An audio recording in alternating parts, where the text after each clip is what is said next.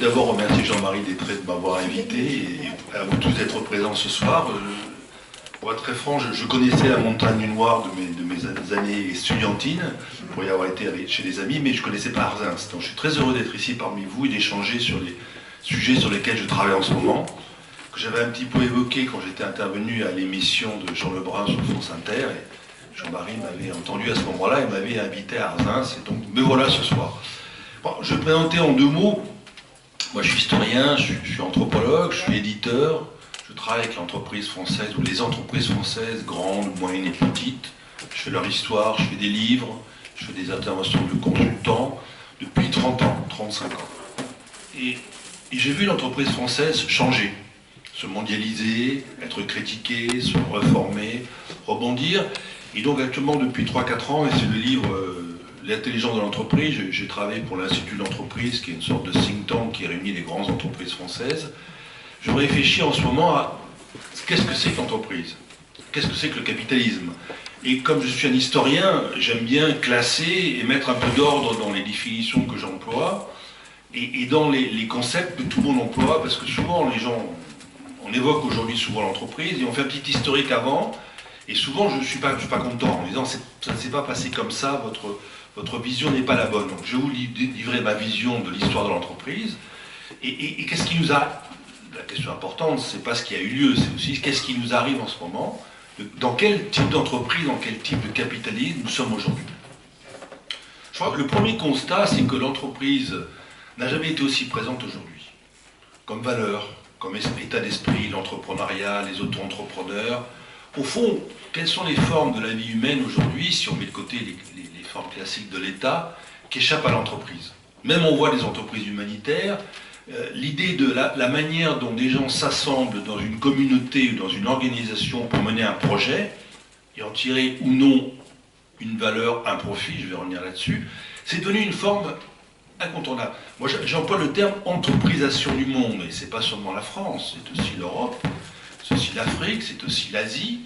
On a constaté que le capitalisme ou l'entreprise, ce sont des formes qui se sont étendues à toute la planète à partir de la chute du mur de Berlin pour aller vite. Et aujourd'hui, quelle partie du globe échappe à la logique de l'entreprise? Alors évidemment, l'entreprise chinoise, l'entreprise indienne, l'entreprise des pays arabes, l'entreprise africaine, l'entreprise américaine, l'entreprise européenne, ce ne sont pas tout à fait les mêmes. Mais ce sont des entreprises. Donc qu'est-ce que c'est que cette forme d'entreprise qui est devenue générale, hein, et qui au fond, je ne dirais pas que c'est notre dernier idéal, mais au moins c'est notre dernière, c'est l'une des ultimes façons que nous avons d'habiter le monde. Et qu'est-ce qui arrive à l'entreprise aujourd'hui, sachant que bien sûr, quand une forme est générale, elle est critiquée ou investie de l'intérieur, et les gens disent il faudrait qu'elle soit ci, elle n'est pas assez ça, il faudrait la réformer, il faudrait la changer, elle est en crise. Moi je me sépare de ceux qui disent que l'entreprise est en crise. Je ne pense pas que l'entreprise est en crise.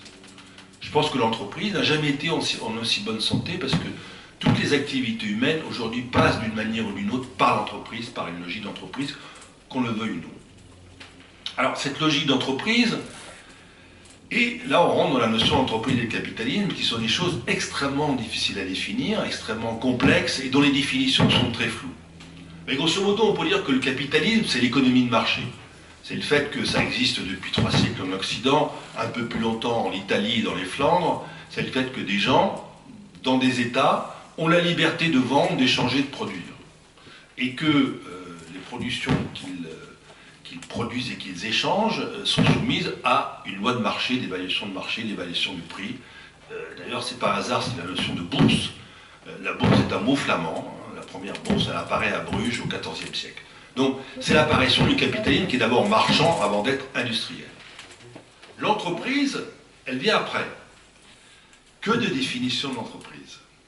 Je les ai relus récemment dans le train en venant, que de définitions d'entreprise. Et certains disent, bah, c'est un acteur économique, elle est là pour créer des richesses, de la valeur. Certains osent même dire, pour faire du profit. Pas toutes, puisque vous avez des mutuelles, on a des fondations, on a des organisations non lucratives. Et d'autres vous disent, mais l'entreprise, c'est beaucoup plus qu'une organisation économique. C'est une institution. Ce sont les salariés, c'est un ancrage local, c'est une mémoire, c'est des sites, c'est une action dans la société, ça a un impact dans la société. Vous qui réduisez l'entreprise à une machine à faire des profits, vous vous trompez lourdement. L'entreprise, c'est quelque chose de social. Et ça, c'est le grand mouvement qui affecte l'entreprise depuis une quinzaine d'années, au moins 15 ans, sinon 20 ans, c'est elle devient sociale ou sociétale. C'est-à-dire que la demande que la société ou les sociétés lui adressent est de plus en plus large. On lui demande de faire de l'écologie, on lui demande de faire du production du développement durable, on lui demande d'aider les jeunes en formation d'emploi, on lui demande bien sûr de ne pas malmener ses salariés. Elle est soumise à une foule d'injonctions sociales qui tend à la socialiser, hein, et qui rend hommage à sa nature d'institution. Je n'ai pas en tête une entreprise de la région, mais vous voyez, quand vous avez une entreprise, je travaille pour elle, La Dépêche du Midi, le journal de La Dépêche du Midi, qu'on trouve ici dans les kiosques ou dans les cafés. Bon, c'est une institution, c'est une société anonyme créée en 1881, qui est toujours la même, hein, ça s'appelle la Société anonyme de La Dépêche du Petit Toulousain, voilà. C'est la même société marchande depuis 1881. Il est évident que l'histoire de La Dépêche, pour prendre La Dépêche, ça pourrait être Airbus, ça pourrait être autre chose, c'est une histoire infiniment plus vaste que une société avec des bilans. Et pourtant, c'est une société avec des bilans qui existe légalement depuis 1880 à Toulouse. Alors moi, je pose deux grandes définitions, qui sont les miennes, enfin qui ne sont pas les miennes, mais qui sont la théorie économique. La première, c'est que l'entreprise, c'est ce qu'on appelle une firme. Une firme, c'est-à-dire, c'est une unité économique de base pour produire des biens et des richesses dans le marché. C'est très tardif, il faut attendre 1937, un certain Ronald Coase, qui était un économiste britannique et qui a eu le prix Nobel, qui dit, voilà, pourquoi l'entreprise c'est quoi? Pourquoi il y a des entreprises et pourquoi il n'y a pas seulement du marché? On pourrait imaginer que les grandes entreprises, je ne sais pas moi, Airbus, il y a un cerveau à Toulouse et puis le cerveau dit, voilà, moi je te commande une aile d'avion, je te commande un moteur, je te commande l'assemblage, bref, ce qu'aujourd'hui beaucoup de chaînes de valeur font, hein. Quand vous achetez un smartphone, je ne donne pas la marque, mais chacun sait que le smartphone n'est pas fabriqué entièrement par Huawei, Apple ou Samsung. C'est une chaîne de valeur, c'est assemblé en Chine principalement, et tous les composants viennent de partout dans le globe. C'est pareil d'ailleurs pour un Airbus. Donc, pourquoi il n'y a pas que du marché? Pourquoi il y a des entreprises? Et Coase, suivi par d'autres personnes, dont Williamson, s'il y a des économistes dans la salle, on pourra discuter, disent que l'entreprise c'est une hiérarchie. Là où le marché est moins efficace, l'entreprise apparaît, et comme toute hiérarchie, elle dit voilà, il y a un chef d'entreprise, un patron, un dirigeant, qui embauche des gens, qui a du capital, si c'est une entreprise agricole qui construit des bâtiments pour vinifier le vin, des tracteurs, etc. Bref, c'est une organisation économique qui est soumise à une hiérarchie. Le marché, c'est vous allez sur la place du village et dites tiens, j'ai un bœuf, j'ai tel canton de blé, je le vends, je l'échange. L'entreprise comme hiérarchie, c'est un patron, un chef d'entreprise qui dit voilà, j'ai décidé de fabriquer des smartphones ou faire du vin, et je commande à une série d'acteurs sous ma responsabilité pour faire en sorte que le vin soit bon à la fin de la saison et qu'on gagne un peu d'argent pour pouvoir investir et continuer l'année suivante. C'est une hiérarchie et ce n'est pas un marché pur et simple. Sachant que dans cette hiérarchie, on pourrait mettre des contrats, mais on ne rentre pas dans les détails. Bon, pour moi, c'est la boîte noire de l'économie. C'est-à-dire que sans cela, vous n'avez pas d'entreprise.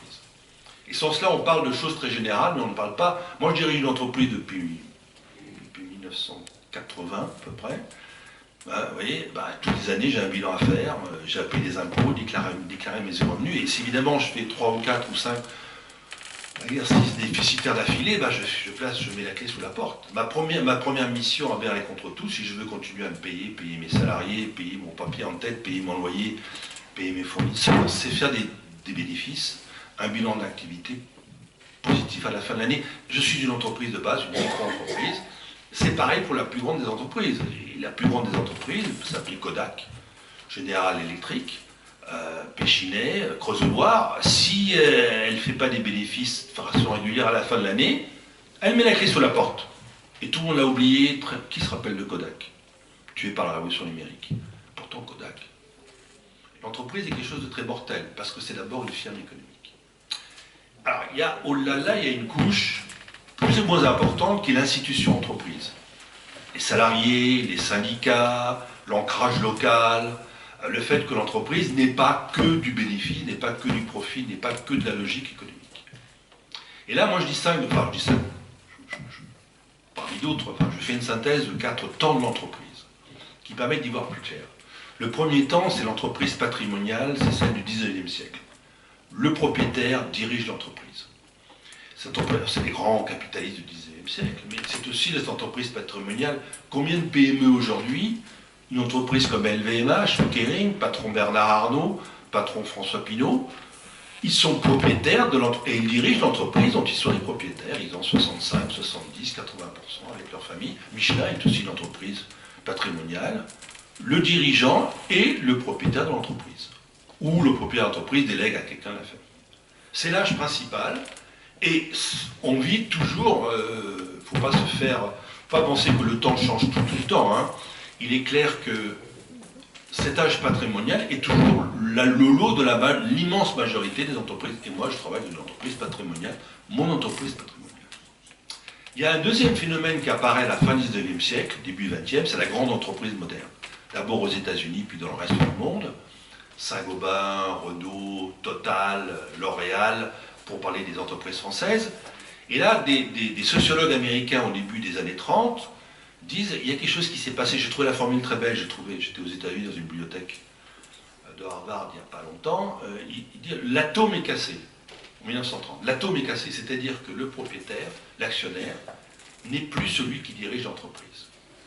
Vous avez une nouvelle catégorie qui apparaît, qui est le manager, le technocrate, le polytechnicien, l'énarque, enfin, bref, un spécialiste, un professionnel qui n'est pas actionnaire. Et qui dit à l'actionnaire, toi tu ne sais pas gérer une grande entreprise, qu'elle soit chimique, d'aviation. Aujourd'hui, Airbus est dirigé par des managers, par des technocrates. Ce n'est pas les propriétaires d'Airbus, qui sait d'ailleurs qui sont les propriétaires d'Airbus aujourd'hui, qui dirigent Airbus. Ce sont des technocrates, des managers, qui du fait de leur formation technique, de leurs compétences professionnelles, ce sont les managers, dirigent ces entreprises. C'est ce que moi et d'autres appelons l'âge managérial. L'âge managérial, aujourd'hui, certains en parlent avec une certaine nostalgie dans la voix en disant « Ah, Renault, que c'était bien Renault dans les années 60, ah, la grande entreprise moderne ». Pourquoi il y a une certaine nostalgie? C'est parce qu'en fait, c'était ce qu'on appelait le Fordisme. Henry Ford l'avait inventé, enfin, proposé au début des années 1915, je vous rappelle la fameuse phrase « Je ne suis pas seulement là pour faire du profit, je suis aussi là pour vendre des voitures à mes ouvriers ». Et faire en sorte que mes ouvriers soient bien payés et puissent consommer, acheter notamment mes voitures. C'est-à-dire, Henry Ford invente, dans un mouvement général, le fait de dire que quelque part dans la grande entreprise, les ouvriers, enfin, tout le personnel, participent à la prospérité de la grande entreprise avec les managers et reçoivent leur part du gâteau, notamment en termes de salaire. Ce qu'on appelle le Fordisme, qui s'est épanoui en France, chez nous, au lendemain de la Deuxième Guerre mondiale. Moi, j'ai eu le privilège de grandir dans la fin des années 60, dont je me rappelle encore les années 60 un petit peu. Bon, que de grève, le joint français, l'IP, bref, c'était pas rose les années 60, contrairement à ce que certains me disent. C'était les années de la consommation, ou le début de la consommation, mais la grande entreprise était quand même un univers très conflictuel. Mais il est clair qu'elle avait un mérite, c'est qu'elle distribuait une partie de ses profits à ce qu'on appelait le compromis fordiste. Et puis la grande entreprise a été critiquée, est entrée en crise dans les années 70, on appelait ça le taylorisme. Hein, vous voyez. Si nous sommes dirigés par des monstres, on étouffe, on ne veut plus de la hiérarchie, bref, il y a on appelait ça le small is beautiful, c'est-à-dire le retour de la petite entreprise des années 70, tout ça. Et à ce moment-là, le capitalisme des années 60, 50-60 est entré en crise, le capitalisme de la reconstruction d'après-guerre, où, bon, une voiture pour tout le monde, l'électricité pour tout le monde, la salle, enfin, on a bien connu ça dans les campagnes françaises, la salle de bain pour tout le monde, bah, une fois que tout le monde a eu sa salle de bain, a eu sa voiture, ou presque, enfin, au moins une 4 chevaux, une 2 chevaux, une première Peugeot, une fois qu'on a eu ces premiers biens de consommation, bah, les gens ont commencé à dire, bah, on voudrait plus, on va acheter d'autres voitures que les françaises. Bref, ça a cassé le cercle magique du style, j'achète les voitures de mon patron parce que ce sont les miennes, parce que je suis français, je suis américain, etc. Et on a d'ailleurs constaté en termes de taux de croissance que les taux de croissance des années 70 n'étaient plus ceux des années 50-60. Et qu'il fallait, le capitalisme a cherché un second souffle, ou un nouveau souffle. C'est une des forces du capitalisme, on en parlera, mais le capitalisme a cette fantastique capacité de créer de la richesse, sans doute inégalement répartie, mais quand même de créer de la richesse, de se réinventer régulièrement, de rebondir sans cesse. Capitalisme jamais mort. Et ça, je crois que c'est une vertu qu'il faut analyser en tant qu'historien et aussi en tant qu'acteur. Le capitalisme change de lui-même et sous l'effet d'impulsions extérieures. Et il a changé dans les années 70-80. Alors j'ai écrit un livre que je vous annonce pour 2020, mais bon, ça s'appelle Le virage manqué, la France dans les années 70. Puis il y en aura un autre qui se rappelle la France dans les années, face à la mondialisation. Mais moi, ce que j'ai observé, parce que je l'ai vécu aussi, c'est que le capitalisme s'est réinventé. Il s'est réinventé autour de quelques notions. Et la première, c'est un homme qui s'appelle Friedman, Milton Friedman, c'est un économiste américain.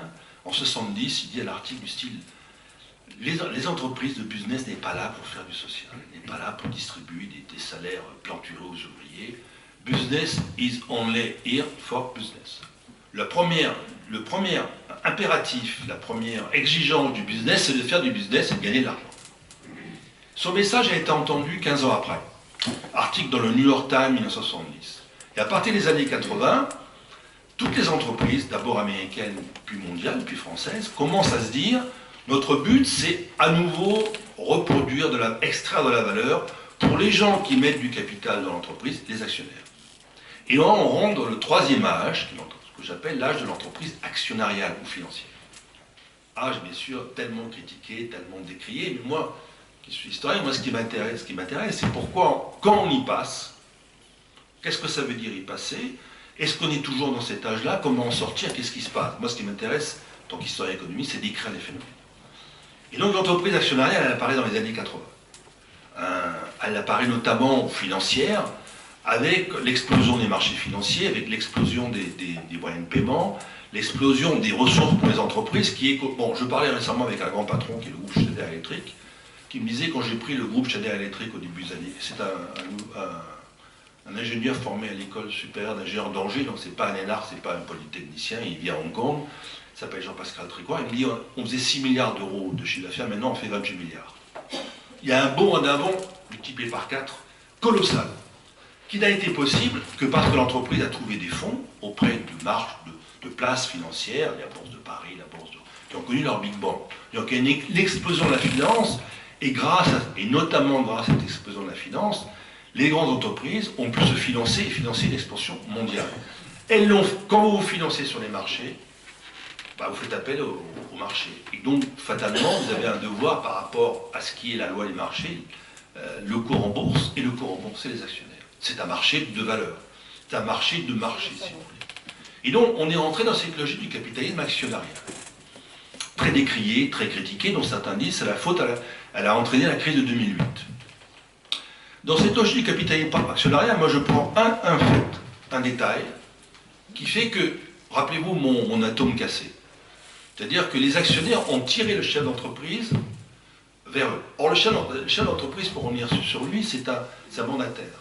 Le patron d'une entreprise, sauf quand c'est Bernard Arnault, c'est pas son entreprise. C'est le conseil d'administration qui le nomme, qui le paye, bien sûr, qui dit tu recevras tant, qui dit ouais, tu as une mission, faire que le cours de bourse il soit bon, faire que l'entreprise soit mondiale, faire que les produits volent bien, si c'est Airbus vole bien, bref, le chef d'entreprise il a une mission qui est faire réussir son entreprise. C'est un mandataire. C'est pas le propriétaire de l'entreprise. Hein, c'est un délégué. L'entreprise est une fiducie. Hein, c'est une personne morale. Et celui qui dirige la personne morale, qui donne l'énergie et qui donne la force et la qualité de l'entreprise, c'est le patron de l'entreprise. Bon, je ne voudrais pas revenir à l'histoire événementielle ou à l'histoire des grands hommes, mais combien de chefs d'entreprise m'ont dit, si le chef d'entreprise n'est pas bon, c'est le chef d'entreprise qui donne le ton d'entreprise. Pas l'actionnaire, pas le propriétaire, le chef d'entreprise. Moi, je suis désolé, je regarde autour de moi et je vois toujours la même histoire. Et si vous avez des entreprises ici, si vous avez une entreprise de distribution, une entreprise de viticulture, non. Si le patron n'est pas bon, s'il n'a pas d'idée, s'il ne sait pas équilibrer son compte d'exploitation, s'il ne sait pas entraîner ses salariés, l'entreprise périclite, on n'en parle plus. Le chef d'entreprise donne le ton d'entreprise parce que c'est le mandataire de l'entreprise. C'est lui qui incarne la hiérarchie. Bah, s'il est bon, il n'est pas bon. Je ne voulais pas citer de personne, mais prenons un exemple classique. Areva, le groupe nucléaire, je ne citerai pas la personne qui la dirigeait. Combien de milliards? 15 milliards de perdus. Bon, mais écoutez, c'est la faute à qui? Il y a bien un responsable. C'est le chef d'entreprise. Il est bon ou il n'est pas bon? Et je pense, et là, enfin, moi j'ai beaucoup réfléchi à cette remarque, et j'ai pas trouvé beaucoup de contre-exemples d'entreprises dirigées par des mauvais chefs d'entreprise. C'est lui qui donne le ton, c'est lui qui fait que l'entreprise est sociale, qu'elle est honnête ou qu'elle n'est pas honnête. C'est lui, c'est le chef d'entreprise. Parce que l'entreprise est une hiérarchie dans un marché. Et si la hiérarchie est mal dirigée, bah écoutez. Donc, le point capital du capitalisme actionnarial, c'est l'intéressement des dirigeants, c'est la rémunération variable des dirigeants. Ça a été instauré en 1994 aux États-Unis, donc c'est relativement récent. En France, c'est plus ou moins implicite. Ça consiste à dire, les conseils d'administration disent à un chef d'entreprise aujourd'hui, bah écoute, ton fixe c'est tant, mais si le cours de bourse est bon et si les résultats sont bons, bah, tu vas toucher 20, 30, 40, 50% de variables. Donc, le chef d'entreprise devient un agent des actionnaires. Il est là d'abord pour les actionnaires, puisque les actionnaires lui disent, plus tu feras de marge financière, plus tu feras de cours de valeur de bourse, plus tu cracheras du profit financier, plus tu seras payé en variable. Ça, c'est le nœud même du capitalisme actionnarial aujourd'hui. J'en ai parlé des grands patrons qui m'ont dit, si on veut changer le capitalisme actionnarial, c'est ça qu'il faut changer. Mettre d'autres critères, aménager ces critères. Mais aujourd'hui, dès l'instant où la rémunération du chef d'entreprise elle est variable et indexée à la valeur financière de l'entreprise, dans la valeur en bourse, ça fait du chef d'entreprise quelqu'un qui penche du côté des actionnaires. Je ne voulais pas rentrer dans le débat économique, mais moi j'ai lu les débats américains à Harvard des années 30. Ils étaient déjà posés. Hein. Les gens disaient l'entreprise elle est au service des actionnaires, déjà. Et d'autres disaient l'entreprise est au service des salariés, de la société, du bien de l'entreprise. Donc vous voyez, il y a toujours eu ce débat dans le capitalisme et c'est une tension perpétuelle. Est-ce que nous sommes toujours dans le troisième âge ou est-ce qu'on ne voit pas apparaître un quatrième âge? Et si oui, lequel est-ce? Moi, je vois apparaître un quatrième âge, qui est ce que j'appellerais l'âge de l'entreprise partenariale. C'est-à-dire qu'aujourd'hui, l'entreprise, comme je l'ai dit tout à l'heure, elle est assaillie de demandes de la société, qui consistent à dire notamment, tu dois être ce qu'on appelle la RSE, hein, responsable socialement et au niveau de l'environnement. Et il y a des critères désormais, émissions de CO2, bonnes pratiques, c'est-à-dire les entreprises qui sont émises par les Nations Unies, par l'Europe.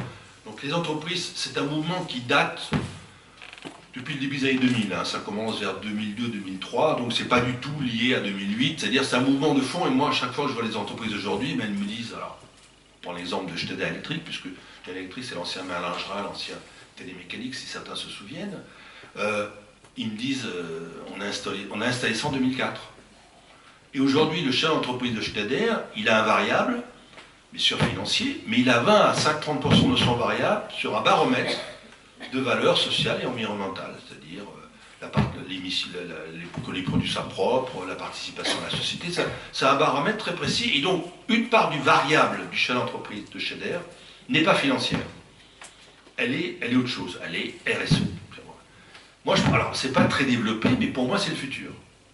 Si les grandes entreprises françaises développaient ce système et elles le font certaines, que dans la rémunération du chef d'entreprise, il faut que ce soit addicé au cours de bourse, mais pas seulement, le chef d'entreprise, il dirait, voilà, moi, si ma rémunération elle est liée aux performances sociales et environnementales, je vais faire en sorte. Et le baromètre Schneider Electric, elle est sur Internet, vous voyez, il est réactualisé tous les ans, il est suivi. C'est pas du tout ce qu'on appelle du greenwashing, si on fait semblant. Et j'expliquerai pourquoi on fait pas. Alors, beaucoup d'entreprises ne font pas semblant. Donc on est rentré dans cet âge-là, qui est l'âge de l'entreprise responsable. Que n'ai-je pas dit? Qu'est-ce que la responsabilité de l'entreprise? Là, j'ouvre une boîte de Pandore, celui sur lequel je travaille, qui est de quoi l'entreprise est responsable? Que peut l'entreprise pour la société? Alors, un premier élément de réponse a été donné par la loi Pacte, qui a été votée récemment, après une commission qui était une commission Nota Sénard. Aujourd'hui, Jean-Dominique Sénard est le président du conseil de surveillance de Redoux, ça a été longtemps le patron de Michelin. Nicole Notas, c'est l'ancienne leader de la CFDT qui dirige aujourd'hui une agence de notation sociale. Donc ils ont fait un rapport. Bon, on a retenu l'idée de dire, qui est passée dans la loi Pacte, que l'entreprise aujourd'hui, elle ne peut pas se contenter de faire des profits. Tant pis pour Milton Friedman. Il faut qu'elle ait un impact social. Il faut qu'elle agisse en fonction du contexte social et environnemental où elle est. Et, bon, le lapin sorti du chapeau, il faut qu'elle ait une raison d'être, qui ne soit pas que financière. Alors, si vous saviez le nombre de débats aujourd'hui dans les cénacles patronaux, dans les think tanks, autour de cette notion de raison d'être, de responsabilité. J'en fais partie. C'est parce que ça ouvre, quelqu'un a dit, c'est un nouvel imaginaire. Avec le loi Pacte, on est rentré dans autre chose qui est aujourd'hui l'entreprise, qu'elle le veuille ou non, ne peut plus se contenter de dire je fais du profit, point barre. Je paye mon chef d'entreprise en fonction de mes profits, point barre. C'est plus possible. Alors, moi j'ajouterais un autre facteur qui est que la structure même de l'entreprise, la gouvernance de l'entreprise a changé. Rappelez-vous, 19e siècle, le patron et le propriétaire, 20e siècle, l'actionnaire se distingue du manager, et aujourd'hui on a une troïka. On a l'actionnaire, des actionnaires individuels, la veuve de Carpentras, il n'y en a plus. C'est fini ça. Aux États-Unis, 90% des actionnaires, c'est les fonds de pension. L'actionnaire, c'est vous et moi, c'est des retraités du Minnesota, du Canada, c'est du capital immobilisé, mis dans des assurances vie et autres fonds de retraite, et géré par des gens qui s'appellent les fonds de pension, les advisors, tout ça. Alors le plus connu d'entre eux, c'est BlackRock, dirigé par un certain Larry Fink. BlackRock, ça pèse, je ne vais pas dire des bêtises, quelques centaines de milliards de dollars d'actifs. C'est colossal, c'est monstrueux. Et Larry Fink, tous les ans, en janvier, sort une lettre en disant vous ne pouvez plus vous chez l'entreprise, parce que BlackRock, une fois qu'on lui a confié de l'argent, il va l'investir dans les entreprises. Il va bien sûr dire aux entreprises, là vous pourriez faire un peu plus de profit, vous n'êtes pas trop bien géré, ou si je mets de l'argent chez vous, c'est qu'on pourra améliorer les choses, mais on vous laisse gérer. On n'est pas les patrons, on n'est pas les managers. Aujourd'hui, depuis 3 ans, Larry Fink dit, vous devez gérer désormais en fonction de la société, faire de la RSE, en anglais c'est ESG. Donc clairement, aujourd'hui, on a une troïka. Là on avait 1, puis 2, on a 3. Les actionnaires qui sont une foule anonyme et qui ne dirigent plus, sauf exception, les entreprises, ou qui ne les animent plus, ou qui ne les possèdent plus, qui confient leur argent à des fonds de pension. Et on a les entreprises elles-mêmes, les managers, les employés, les cadres, qui sont toujours, les entreprises sont toujours là. Donc on a un jeu à 3. L'actionnariat a changé. Quand on nous dit l'entreprise actionnariale, attendons, c'est plus les mêmes actionnaires qu'au 19e siècle, ni même ceux des années 60. C'est les fonds de pension. Et ce sera de plus en plus de fonds de pension avec des sommes énormes. Et ces gens-là, finalement, sont en train d'évoluer et ils sont sensibles. Alors, et là, je vais abonder dans ma théorie ou d'un moment. C'est qu'aujourd'hui, je pense que l'entreprise partenariale, le capitalisme partenarial dans lequel on rentre, sera un capitalisme actionnarial, mais étendu, développé. Je ne crois pas du tout, ça c'est mon point de vue personnel, à des alternatives de quoi que ce soit. Socialisme, autre communisme, je n'y crois pas. Je crois qu'aujourd'hui, il y a une loi des reins du capitalisme qui est, là, nous vivons dans un monde d'entreprise, d'un monde de capital géré par des fonds de pension, la moitié du CAC 40, ce sont des fonds de pension, et même quand c'est des familles, Michelin ou autres, L'Oréal ou autre, ce que vous voulez, bah, la famille, elle dit au manager, si elle ne la dirige pas directement, bah, on est une famille, on a investi de l'argent dans l'entreprise, on voudrait peut-être pas tous les ans, mais au moins qu'il y ait un rendement dans la durée, dans le moyen terme, dans le long terme, qui est de temps. Et je vous assure que les familles, elles savent compter leur argent, quand c'est l'argent de la famille. Hein. Et quand il y a des héritiers ou des héritiers d'héritiers, parce que c'est le drame des entreprises familiales, il y a des enfants, puis des petits-enfants, puis là où il y a un fondateur génial, vous avez 2, 3 enfants, puis il y avait 10, 15 petits-enfants, puis après... Et après, les petits-enfants disent, soit ils disent, on veut bien rester dans la société familiale à condition qu'elle rapporte régulièrement tous les ans, ou alors, bah, nous, on voudrait acheter une maison, une voiture de course, on veut partir en vacances. On a d'autres projets, bah, on vend notre... Les entreprises familiales, elles savent aussi compter. Tout le monde sait compter. Tout le monde sait compter, donc tout le monde sait extraire de la valeur et créer de la valeur. La question, moi, je pense qu'on va vers un capitalisme partenarial, c'est-à-dire le socle restera une logique de création de valeur, d'extraction de valeur, je vais y revenir, mais une valeur étendue, une valeur élargie. Alors, c'est là où j'ai une réflexion un petit peu particulière, qui est de dire, là, et je reviens à la responsabilité. Qu'est-ce que la responsabilité de l'entreprise? Alors, la première responsabilité de l'entreprise, c'est éviter les impacts négatifs.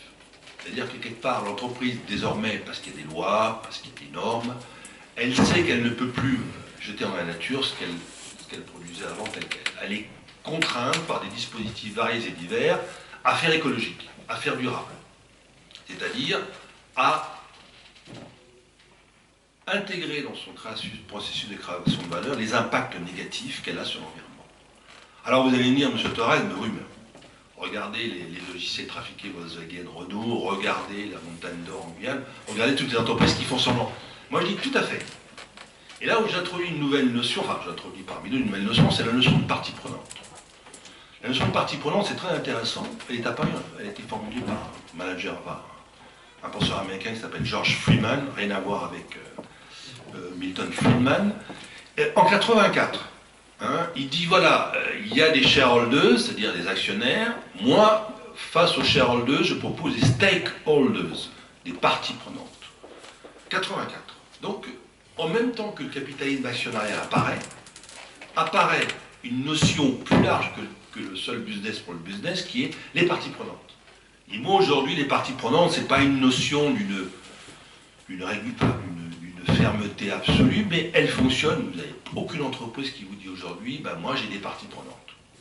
Mes parties prenantes, c'est mes actionnaires, c'est mes salariés, ça c'est les parties prenantes constitutives, c'est mes clients, c'est mes fournisseurs, c'est mon environnement, la commune où je suis, la région où je suis, le pays où je suis. Ça, c'est le premier cercle des parties prenantes pour aller vite. Le deuxième cercle, c'est un cercle plus extérieur, c'est le gouvernement, et c'est ce qu'on appelle les activistes. Les ONG, tous les gens qui challengent l'entreprise en disant « mais tu pollues, tu n'es pas propre, tu utilises de l'huile de palme dans les Nutella », enfin bref. Mais moi je dirais c'est ça l'économie de marché ou la démocratie de marché, c'est le débat, la confrontation sur un espace public dans la transparence. Aujourd'hui l'entreprise est challengée parce qu'elle vit dans un espace démocratique public ouvert par un tas de parties prenantes. Les parties prenantes qui la constituent, classiquement, mais aussi les parties prenantes extérieures, qui lui disent bah, « écoute, tu trafiques tes logiciels ». Et ça, c'est pas bien. Ou qui disent à Boeing, là, Boeing, ça va être très dur pour eux dans les années qui viennent, dire « mais tu as voulu économiser sur la formation des pilotes et sur le logiciel de formation des pilotes ». Et là, on introduit une notion, celle de risque.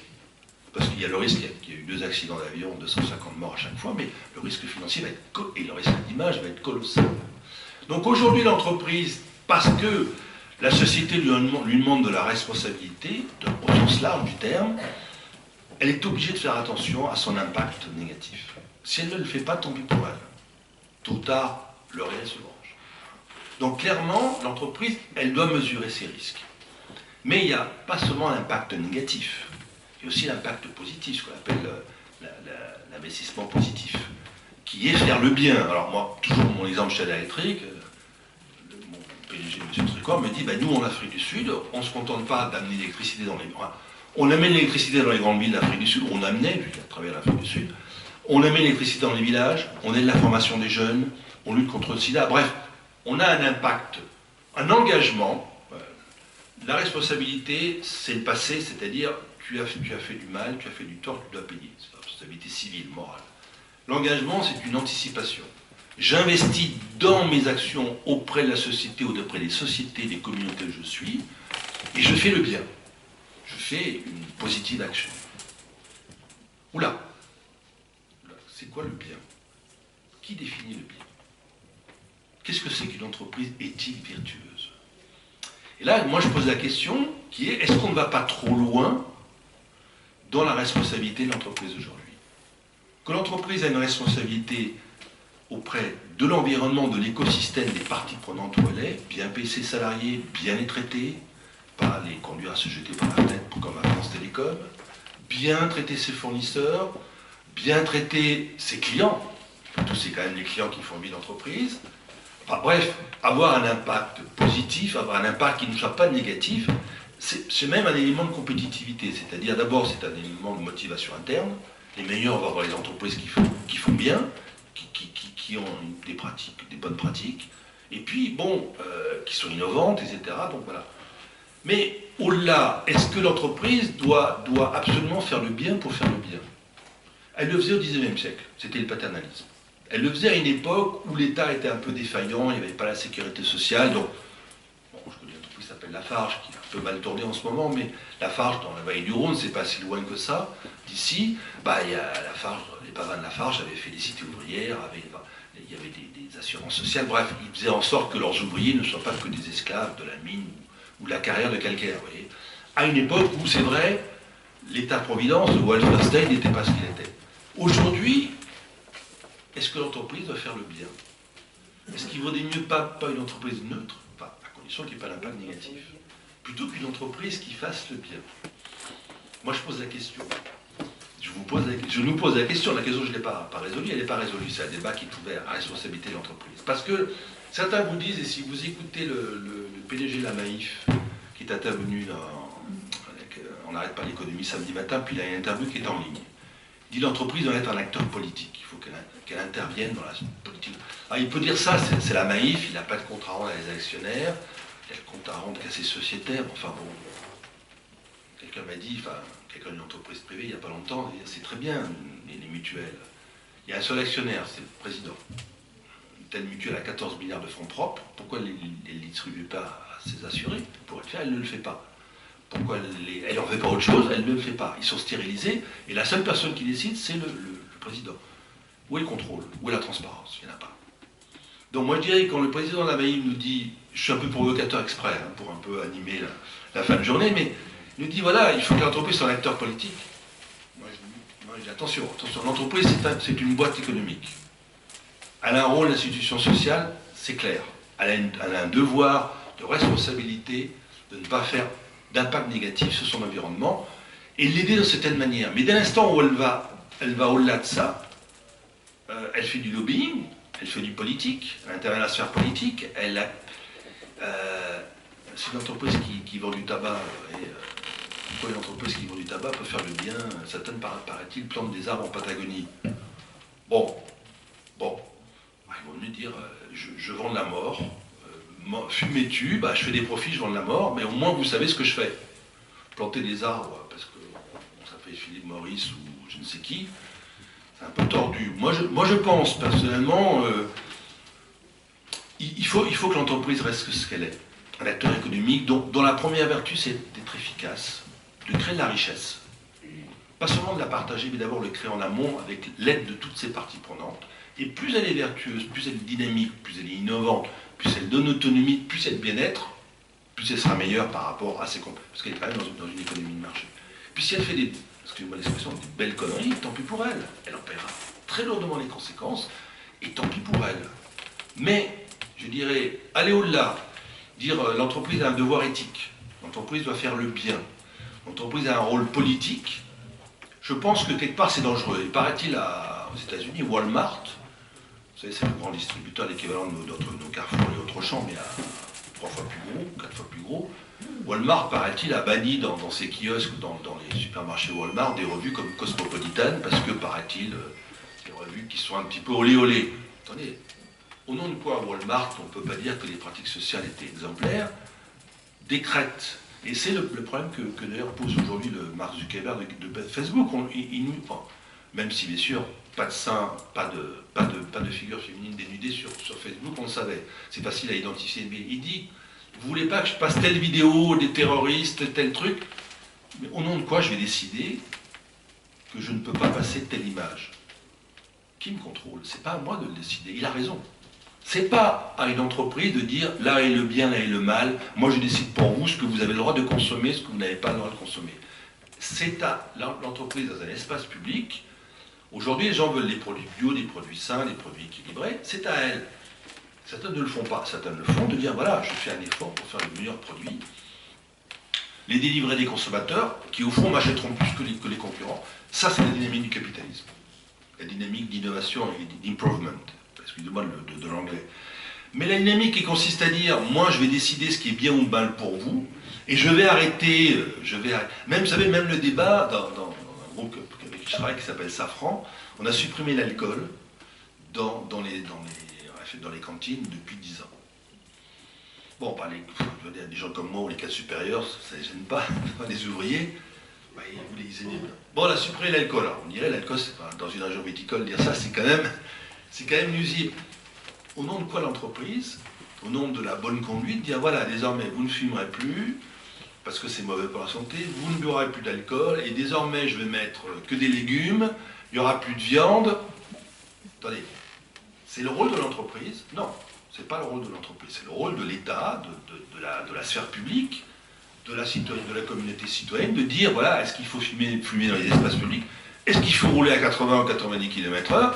Ça, c'est le rôle de la délibération publique, du vote, des citoyens, de l'espace public comme espace démocratique. L'entreprise, elle est une partie de la vie démocratique. Mais je crois qu'elle n'a pas à être un acteur politique. Demandons d'abord à l'entreprise de bien faire son travail, d'être efficace, de travailler dans le respect des lois, bien sûr, à l'améliorer, au progrès. C'est une notion un peu évanouie, mais enfin, au progrès, ça consiste à dire, aujourd'hui, il faut faire de l'économie circulaire, il faut dépenser moins que ce qu'on consomme, il faut rejeter moins que, etc. Donc l'économie durable, ça a été mesuré, et indexer les rémunérations des grands patrons à des indicateurs qui ne sont pas sur l'information, c'est absolument. Ça, elle sait faire. Faire bien, faire mieux, plus vite, plus fort, en gagnant de l'argent. Et si vous gagnez de l'argent, vous pouvez le distribuer. Si vous créez de la richesse, vous pouvez la distribuer. Alors, un petit mot sur la distribution de richesse en France. On a beaucoup glosé aujourd'hui sur les profits du CAC 40, sur le fait qu'on a regardé depuis 10-15 ans les différentes études, la répartition salaire-actionnaire est la même depuis 10-15 ans. Et ce qu'on ne sait pas, c'est qu'en fait, en Europe, les entreprises françaises, et je ne suis pas là pour vendre les grandes entreprises du CAC 40, sont parmi les plus sociales et responsables, les plus RSE en Europe. Et il y a eu 2 ou 3 livres qui disaient, on a fait des livres d'entretien, je vous donnerai les références si ça intéresse certains, on avait des entretiens de cadres, de managers dans les entreprises européennes, qui disaient toutes, c'est pas mal les entreprises françaises, il y a quand même de l'humanisme, il y a une certaine convivialité. Ça, on passe notre temps en France, on a un rapport particulier au capitalisme, on pourrait le développer, on est un pays catholique, un pays qui a fait la Révolution française, donc tout le monde est égal, la volonté générale c'est l'État, donc qu'est-ce que c'est que l'entreprise, organisme privé dans une volonté générale de l'État? Donc on n'aime pas trop, on a toujours un rapport ambigu au capitalisme en France. Enfin, regardons les choses en face quand même. Les grandes entreprises françaises se débrouillent pas si mal en termes de performance sociale et environnementale. Et on pourrait nous dire, mais monsieur, tout ça, elles font semblant. Ce qui compte pour elles, c'est les profits, et tout ça, au fond, excusez-moi, c'est du fake, c'est faux, c'est bidon. Moi, j'ai envie de dire, vous voulez quoi? La mafia?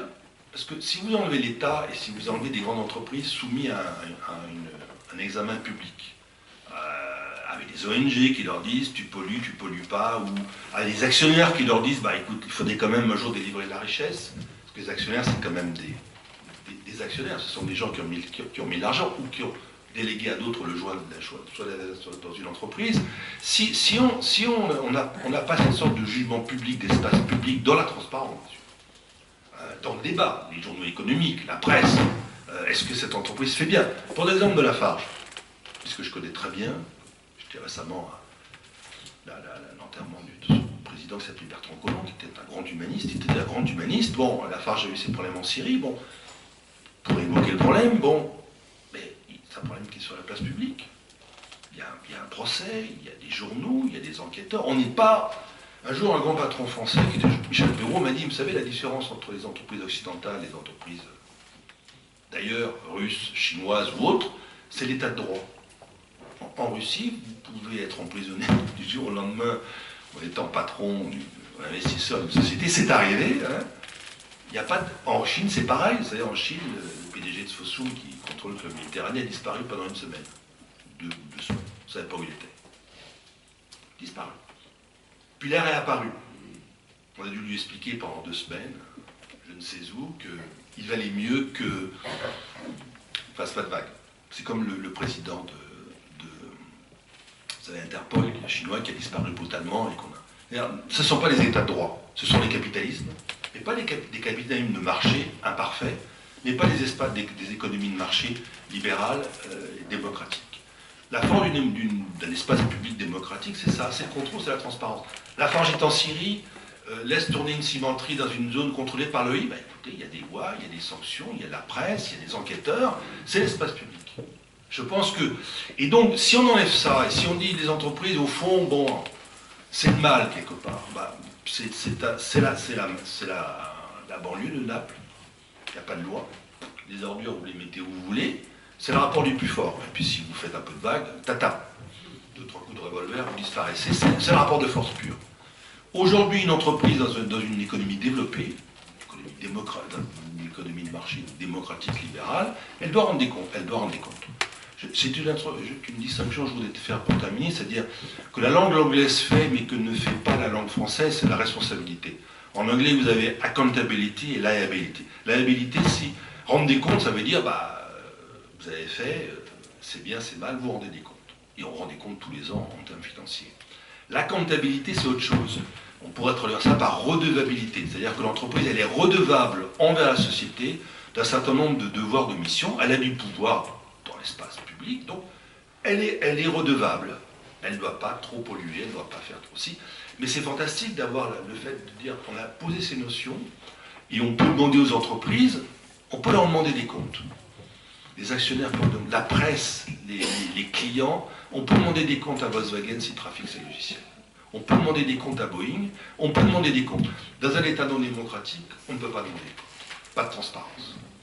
Donc je dirais, voilà, c'est la notion de délibération, la notion d'espace public, où les vérités sont, c'est d'une manière relative. Alors je ne voulais pas qu'il y ait des contresens là-dessus, mais vérité relative veut dire, il est clair qu'aujourd'hui, on ne fume plus dans l'espace public.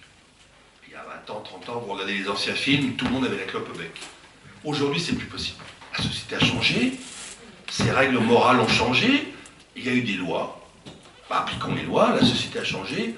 Aujourd'hui, avant, dans un bureau, vous avez 3 personnes qui fumaient, la 4e ne fumait pas, elles sont empoisonnées, tant pis pour elles. C'est plus possible aujourd'hui, la société a évolué.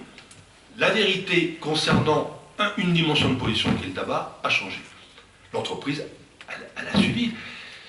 Et c'est parce qu'il y a des hiérarchies qui s'appellent les entreprises, dans des marchés, que justement, clairement, il y a des espaces d'amélioration, des espaces de progrès, des espaces d'efficacité. Je crois qu'il ne faut pas être contre l'efficacité ni contre la création de valeur. Il faut être pour l'efficacité, pour la création de valeur, pour le progrès, dans des espaces qui soient régulés et soumis toujours à la sanction de l'espace public. Je pense que c'est la chose la plus précieuse que nous ayons, dans l'économie de marché, c'est un espace public. On a le choix d'acheter les produits que l'on veut. On a le choix aussi de critiquer les entreprises ou les acteurs que l'on veut. On ne s'en prive pas. C'est la force de l'espace public. Il est à la fois économique et politique. Mais ne mélangeons pas le politique et l'économique. L'entreprise doit rester un acteur économique. Et si vous avez bien compris le sens de mon message, je l'ai conclu là-dessus, c'est un acteur économique dont le premier rôle est de créer de la richesse, pour la partager, et pour, bien sûr, la diffuser dans la société. Elle a un devoir de redevabilité, ne lui demandons pas trop là-dessus, parce que beaucoup de choses qu'on lui demande, au fond, c'est la démission de l'État, c'est la démission de la société. Si on demande tellement à l'entreprise, en termes, par exemple, de formation des jeunes. Si on demande tellement, c'est que notre formation des jeunes n'est pas bonne en France. L'apprentissage n'est pas bon en France, on le sait. Combien de chômeurs parmi les jeunes? Ça, c'est pas la faute à l'entreprise. C'est pas l'entreprise qui va résoudre ça. C'est la société, c'est l'État, c'est nous les citoyens. Donc je dirais, voilà pourquoi donc je dirais, nous entrons sans doute dans un 4e âge du capitalisme, peut-être plus responsable, peut-être plus partenarial. Il restera actionnarial, il restera financier. Est-ce qu'il sera meilleur que les précédents? Ben écoutez, ce sera à nous de faire en sorte qu'il le soit. Voilà. Merci.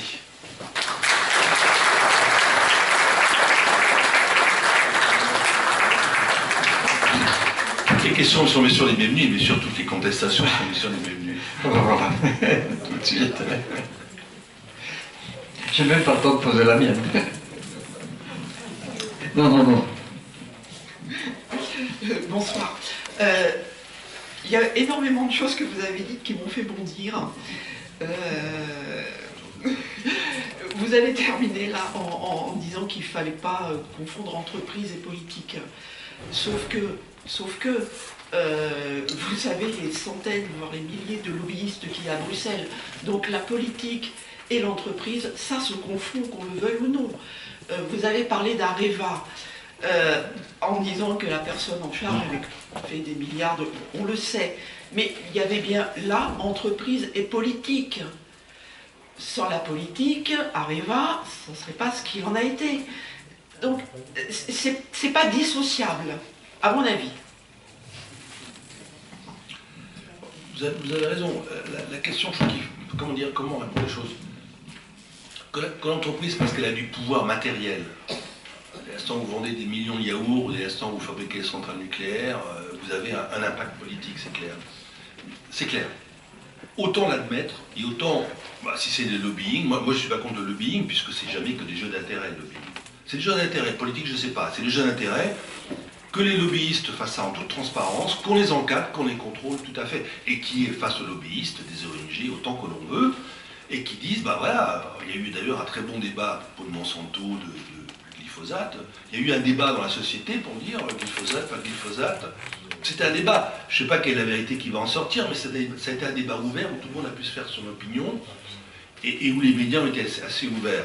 Sur le rôle d'Areva, ayant écrit l'histoire du programme nucléaire français, connaissant un peu le sujet, moi je pense que c'est parce que justement, il n'y avait pas assez d'actionnaires privés, il n'y avait pas assez de logique privée. Areva, c'est un des derniers secteurs qui reste. D'abord au départ, je ne sais pas si certains se rappellent, il y avait une entreprise privée qui s'appelait Framatome. Framatome, ça veut dire franco-américaine de construction atomique. Elle a été créée en 1958 par le groupe Ampa qui était belge et le groupe Schneider qui était français privé. Et l'État, dans les années 70, pour construire le programme nucléaire, avec EDF, avec la Cogema pour le combustible, dans une relative absence de transparence, parce que le choix du programme nucléaire français des années 70, c'est pas d'une transparence absolue. Mais enfin bon, l'État décide de faire ça, il y a une entreprise privée qui s'appelait Framatome. L'État français, y compris socialiste ou de la droite, n'a eu de cesse dans les années 80-90 de nationaliser Framatome. Et à l'arrivée, on a fusionné Framatome et Areva, dirigé par une normalienne, comme moi, enfin moi je n'ai pas les mêmes niveaux que cette dame, et sans aucun contrôle. Cette dame a fait ce qu'elle a voulu, elle a créé un machin qui a été une catastrophe industrielle. Il y aurait eu des actionnaires, des vrais actionnaires, il y aurait eu une mise en bourse, il y aurait eu du contrôle, de la redevabilité, de la reddition de comptes, en disant, mais voilà, qu'est-ce que c'est que ces comptes? Où sont vos investissements? Où sont vos dividendes? Il n'y a rien de tout ça, c'était, vous avez raison, à la discrétion de l'État français ou de certains lobbies au sens ministère de l'équipement et autres. Donc ça a été 15 milliards d'euros, une catastrophe industrielle, dont le contribuable que nous sommes a payé une fois de plus les pots cassés. Moi je pense que c'est par un excès de contrôle politique et par un sous-excès de contrôle privé. Moi je pense que j'ai voulu réhabiliter un peu, de façon un peu provocatrice, mais c'est mon tempérament, le contrôle privé des choses. Quand vous avez des comptes à rendre, vous avez des comptes à rendre. Et alors, je ne dis pas que toutes les assumptions générales soient parfaites, mais il y a des comptes à rendre. Vous savez, aujourd'hui, vous avez tous les rapports d'activité. Étant historien, j'ai lu une époque où, paraît-il, on m'a dit dans les années 50-60, même un journalisme, je connaissais l'ancien patron de la revue économique qui s'appelait Michel Rancourt, qui me disait que l'entreprise ne donnait aucun chiffre. Même nous, journalistes économiques, les portes étaient fermées, années 60. Aujourd'hui, vous avez tous les rapports d'activité, RSE, ce sont des rapports obligatoires en ligne depuis 2010. Tout le monde peut aller en ligne, tout le monde peut contester. Je pense qu'il faut du contrôle public pour borner la question des liens entre politique et entreprise, qui, c'est vrai, se posera toujours. Mais il vaut mieux faire ça dans la transparence, dans une économie ouverte, dans un débat ouvert, que en laissant à la discrétion d'un haut fonctionnaire, de lobby à Bruxelles. Les gens ne sait pas. Voilà, Areva, c'était une politique sans aucune transparence, sans aucun contrôle. Et moi, bon voilà, les pots cassés ont été payés. Et puis, où est l'industrie nucléaire française aujourd'hui? La faute du capitalisme, c'est quand même une entreprise qui est mauvaise, qui ne fait pas de profit, elle meurt. Elle disparaît. Il y en a tellement qui disparaissent dont personne n'entend jamais parler. Alors, on a toujours tendance à focaliser sur celles en Lorraine, etc., ou la souterraine, ou des cas particuliers, bon, qui sont dramatiques pour des régions comme le Limousin, 100, 200, 300, 400 personnes, mais il se détruit des milliers d'emplois chaque année ou chaque jour. Personne n'en parle. Une entreprise qui n'est pas bien gérée, elle disparaît. Alors, vous me direz, il faudrait la sauver. Avec quel argent? De l'argent pris sur l'argent public, parce que si ce n'est pas l'argent, c'est pas la richesse qui est créée, c'est le déficit de richesse créée. Vous renflouez indéfiniment des cadavres boiteux. On prend sur la richesse, ce ne sera pas l'argent mis dans les hôpitaux, ce sera pas... Mais l'économie est un cercle fermé. Moi je préfère dire, il y a une force du capitalisme, qu'on appelle la destruction créatrice, le mot de Schumpeter, qui consiste à dire, le capitalisme, on n'a pas fait mieux pour créer de la richesse. Sans doute, quelquefois, de façon un peu illégale, un peu excessive, mais enfin, c'est une machine qui, chaque fin d'exercice, crée la richesse. Elle dit, voilà, j'ai des inputs et des outputs, j'ai des salariés, j'ai des machines, j'ai des investissements, j'ai des frais, j'ai des immobilisations, j'ai des clients, et à l'arrivée, il faut que j'ai gagné plus que ce que j'ai dépensé. Et je vous assure que quand vous êtes entrepreneur, c'est mon cas, c'est dit par un grand entrepreneur français qui s'appelle Jean-Baptiste Say. Il dit, voilà, il il dit il y a un côté toujours incertain dans l'entreprise, c'est-à-dire à la fin de l'année, est-ce que je vais gagner plus que... Je sais ce que je vais dépenser, mais est-ce que je vais gagner plus que ce que j'ai dépensé? On y arrive quand même. Et bien, ce qu'on a gagné, c'est la valeur. On peut ça du profit, on peut faire ce qu'on veut, ou de la richesse, c'est la valeur. Là, on peut la répartir, on peut la réinvestir, mais c'est la valeur. Quand il n'y a pas de valeur, il y a de la dette. Et aux dépens des générations futures, aux dépens, bien sûr, d'autres investissements prioritaires dans la société. Excusez-moi cet ordre. Enfin, est-ce que j'ai répondu à votre question? Allez-y, allez-y, allez-y. Dites, vous nous avez décrit là, des entreprises ou des capitalistes idéales. Mais ça peut se passer en Europe. Mais le capitalisme mondial, c'est pas du tout ça. Mais quoique en France, vous n'avez pas cité par exemple Total. Vous croyez que Total, ah oui, quand il travaille en France, là, il suit les critères que vous avez décrits, sociaux. Mais quand il va en mer du Nord ou en Afrique de l'Ouest, là-bas, en mer, et il s'en préoccupe par de l'environnement. Alors quand vous parlez de Trump, alors en Amérique, en Alaska, où ils extraient le gaz de schiste et où ils polluent toute l'Alaska, et quand vous allez en Inde, vous n'allez pas me dire que les capistes hindous, ils se préoccupent des critères sociaux dont vous avez écrit. Les Chinois n'en parlons pas. Alors, vous parlez du capitalisme, mais ça serait idéal, ça, mais ça se passerait en Europe, ça.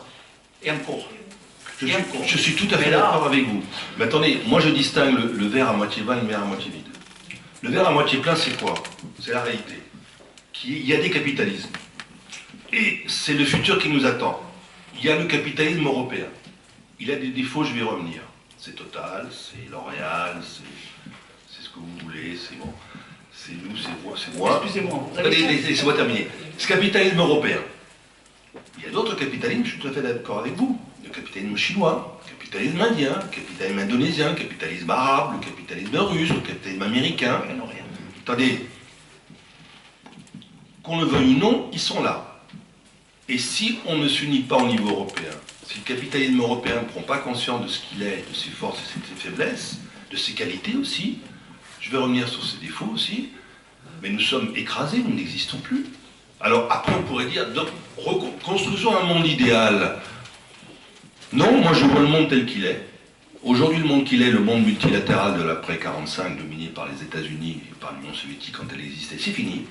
Aujourd'hui, on a un monde de grande puissance qui ne font de cadeaux à personne, y compris à l'Europe. Il faut arrêter, il faut qu'on arrête de dire l'Europe, on est l'Europe, on est belle, on est beau, on devrait être si. Arrêtons, nous sommes face à des gens qui vont nous faire aucun cadeau. Les Chinois, les Indiens, les Russes, les Américains.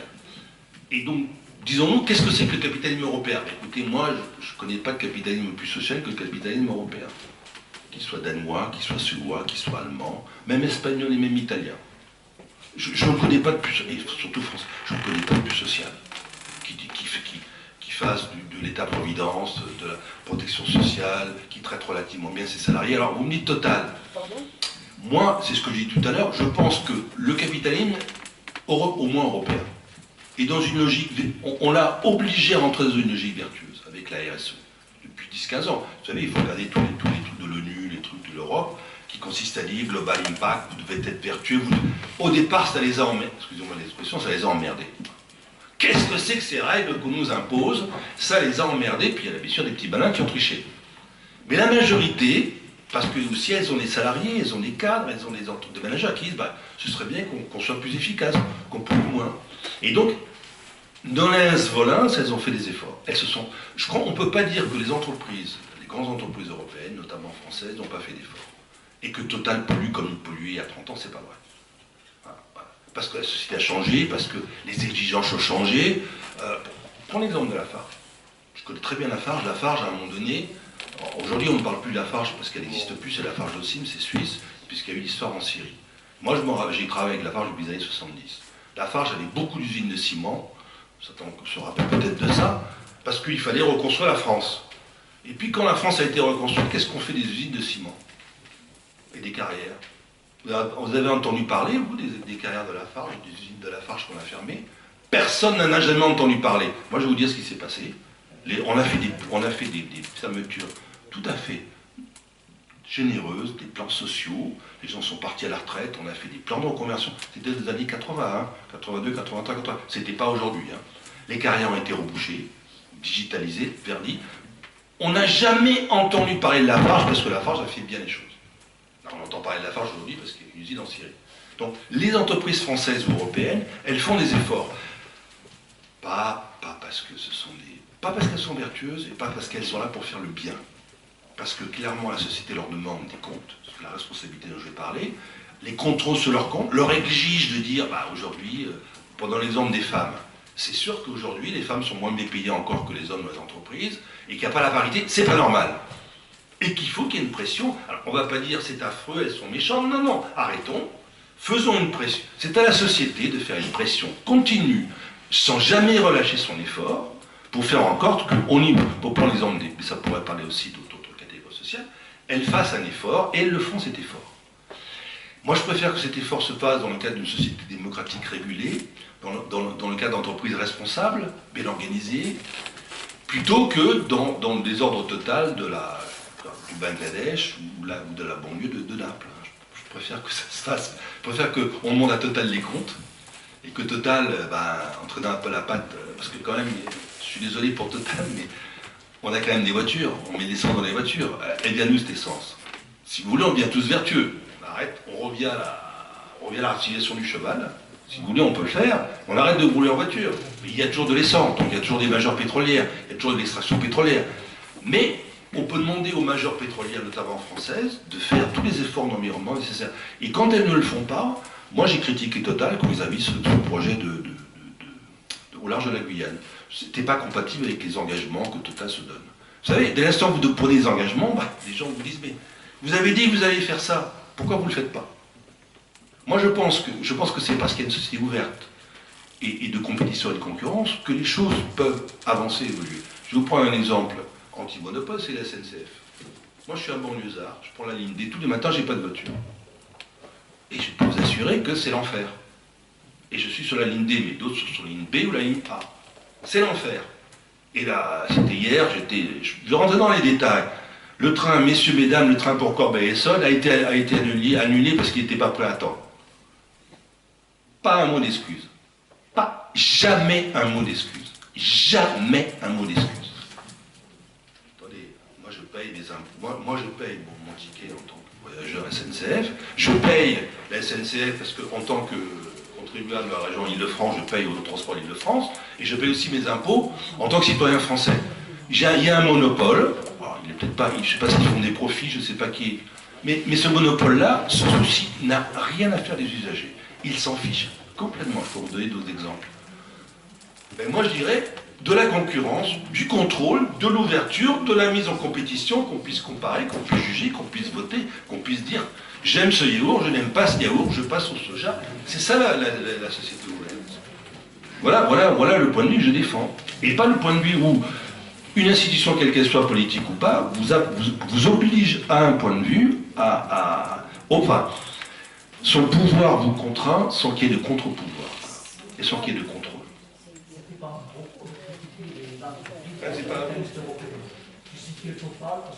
Mais il faut le critiquer quand c'est...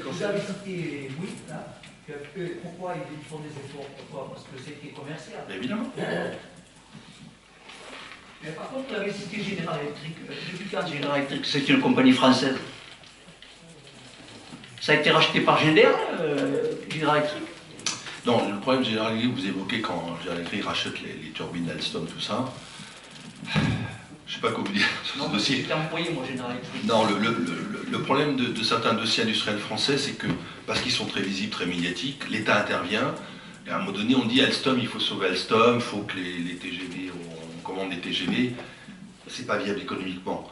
Moi je dirais dans une logique entrepreneuriale, laissons le marché faire, laissons les entreprises, peut-être qu'il y a des entreprises plus performantes qu'Alstom, Bombardier et autres, pour des tas de raisons.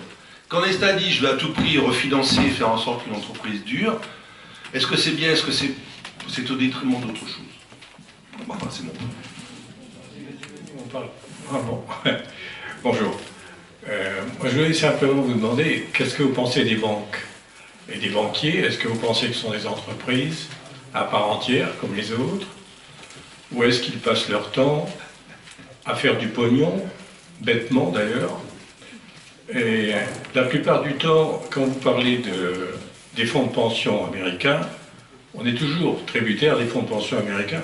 Il y a quand même des fonds de pension français qui ne sont pas mieux que les fonds de pension américains et qui font déposer le bilan d'entreprises françaises à leur propre bénéfice pour continuer de gagner de l'argent tout seul.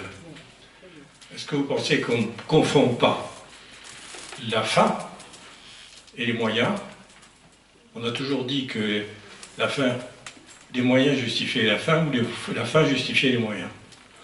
Sur les banques, je dirais dans votre sens, c'est très difficile la question des banques, est-ce que ce sont des entreprises? Il est clair que les banques, notamment on a un secteur financier très prospère en France. Est-ce qu'il est bien régulé? Est-ce qu'il est au service des usagers? Je ne suis pas sûr. Je partage votre point de vue en tant qu'usager de banque. Je pense qu'il pourrait être plus concurrentiel et qu'il y a beaucoup de pratiques anticoncurrentielles entre banques, je le dis très clairement, je le pense. Je pense qu'aujourd'hui, le secteur des banques est en train de se transformer puisqu'il y a une dématérialisation. Les gens vont mettre des banques en ligne. Les agences perdent la pertinence. Vous savez, les agences, c'est quelque chose qui est récent, c'est apparu dans les années 60. Les agences bancaires, avec la bancarisation des Français. Aujourd'hui, les banques font payer aux clients des tarifs de banques de proximité alors qu'elles sont devenues des banques en ligne. Je veux dire, quand vous allez dans telle ou telle banque, il y a quand même quelques banques où il y a quand même des salariés, vous appelez, vous avez la ligne directe avec quelqu'un qui répond, sinon vous tombez sur un call center. Alors pourquoi je payerais les tarifs d'une banque plein pot alors que j'ai en face de moi une banque en ligne déjà? Je suis d'accord avec vous sur les banques. Ça, je ne suis pas spécialiste du secteur bancaire et comment réformer le secteur bancaire, c'est un sacré problème. Sur la question de fonds de pension qui font tomber les entreprises, je ne crois pas. Je crois que c'est une critique récurrente qu'on a fait au capitalisme financier de dire vous êtes obsédé par le court terme, par les résultats à court terme, et donc or, toute l'histoire du capitalisme, notamment américain, montre, vous voyez Amazon qui se développe depuis des années en faisant des pertes, la Silicon Valley. Non, les investisseurs investissent à bon escient et contrairement à ce qu'on croit, ils savent parier sur les entreprises de moyen et de long terme.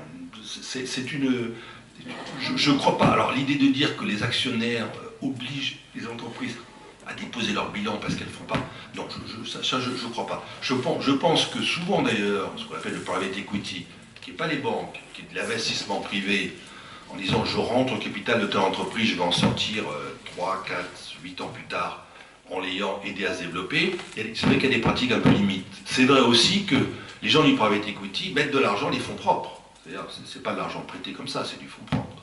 Ils peuvent perdre leur mise s'ils se trompent. Et ils suivent le management.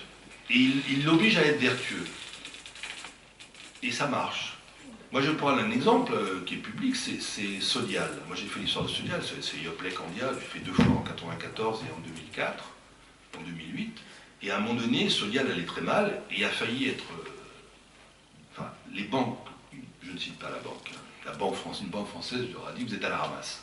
Vous savez, Sodial, c'est un groupe de coopérateurs, ce sont des coopérateurs laitiers, qui mettent en commun leurs outils de production, et qui à l'arrivée, il y a des outils de production qui font du lait, qui font des yaourts, qui font aussi du filet, qui font aussi du beurre, qui font aussi autre chose. Et le problème d'ailleurs d'un groupe laitier qui prend tout le lait de ses coopérateurs, c'est tout le lait, mais il y a une partie du lait qui est moins rentable que l'autre.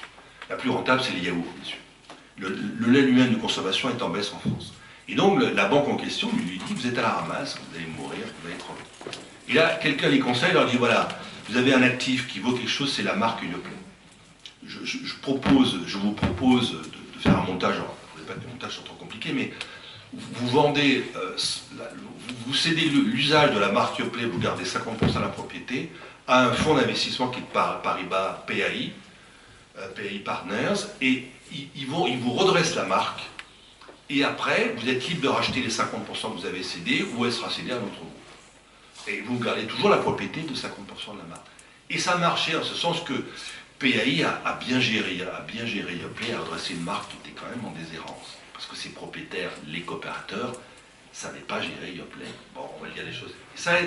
Et à l'arrivée 6 ans après, PAI dit, voilà, Yoplait qui ne valait rien vaut maintenant tant, êtes-vous capable de racheter 50%? Et là, Yoplait, Sodial n'a pas été capable, et a pris un partenaire qui est un partenaire américain, qui est General Mills. Mais vous voyez, le recours à un fonds d'investissement, on va dire, ça s'est pas fait au détriment de la marque, c'est un actif, c'est un actif, c'est un capital. Donc je dirais, faut pas voir les choses de façon trop négative. Les fonds de pension, tous les fonds d'investissement, les venture capital ont des logiques qu'il faut comprendre. Et leur logique, c'est créer de la richesse. Des fois, vous avez des bandits, des fois, vous avez des limites où quelque part on charge trop la bête et on tue la bête, c'est vrai. Mais de façon générale, faut ne pas jeter le bébé avec le bébé. Ces pratiques ont une logique, qui est une logique de redressement de l'entreprise et faire en sorte que l'entreprise marche. Et quand vous voyez tout le secteur, la force du capitalisme américain, que c'est des fous, c'est de rebondir. Aujourd'hui, vous avez une start-up, vous voulez investir dans je ne sais si c'est aller sur la Lune, si c'est une start-up, si c'est une application, si c'est quoi que ce soit, vous trouvez des investisseurs qui sont prêts à vous aider. Et qui savent très bien que pendant les 5 premières années, les 6 premières années, vous n'êtes pas faire de profit, vous êtes même dépassé le bilan. C'est la loi du capitalisme, on risque. On investit, on risque.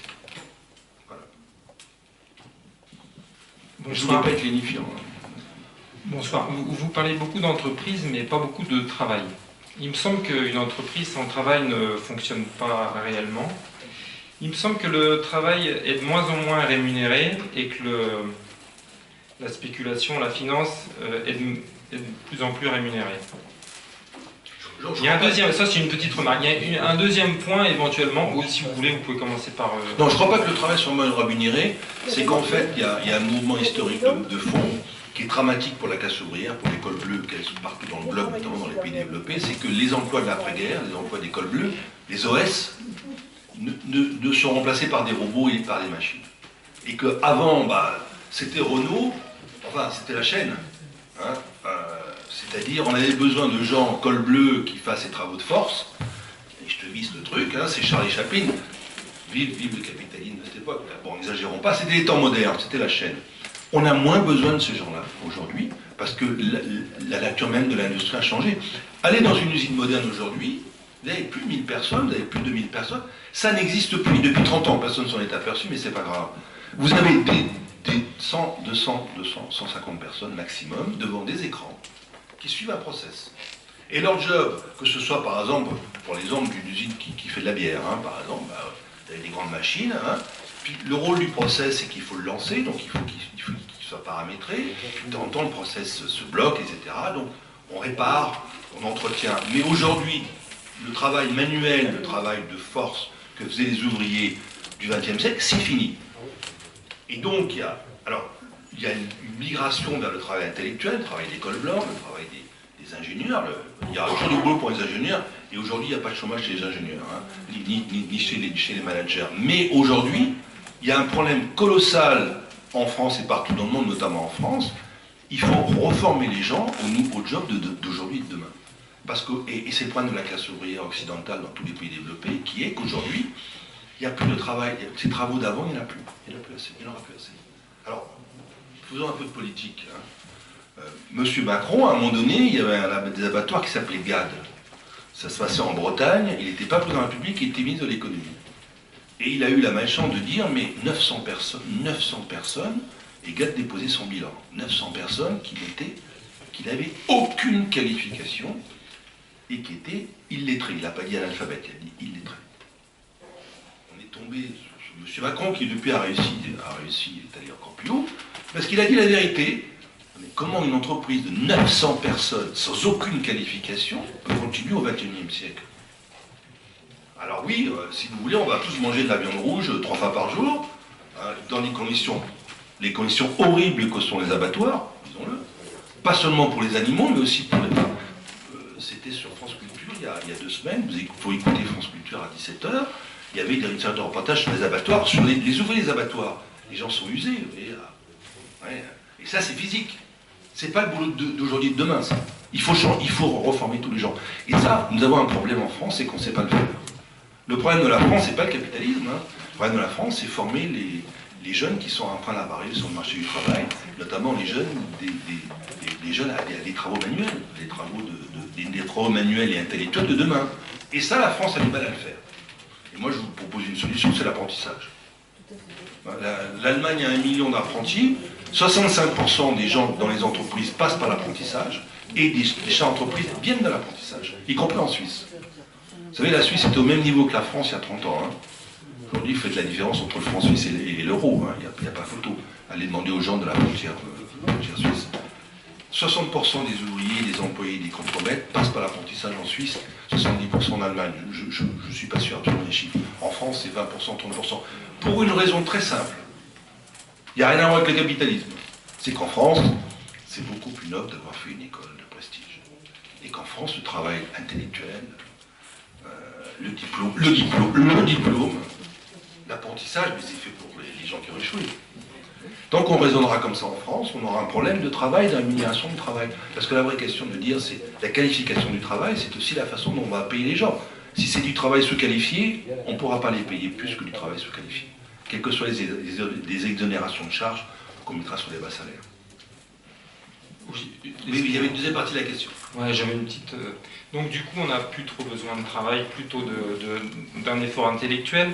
Moi, je voudrais quand même que vous m'expliquiez un petit truc.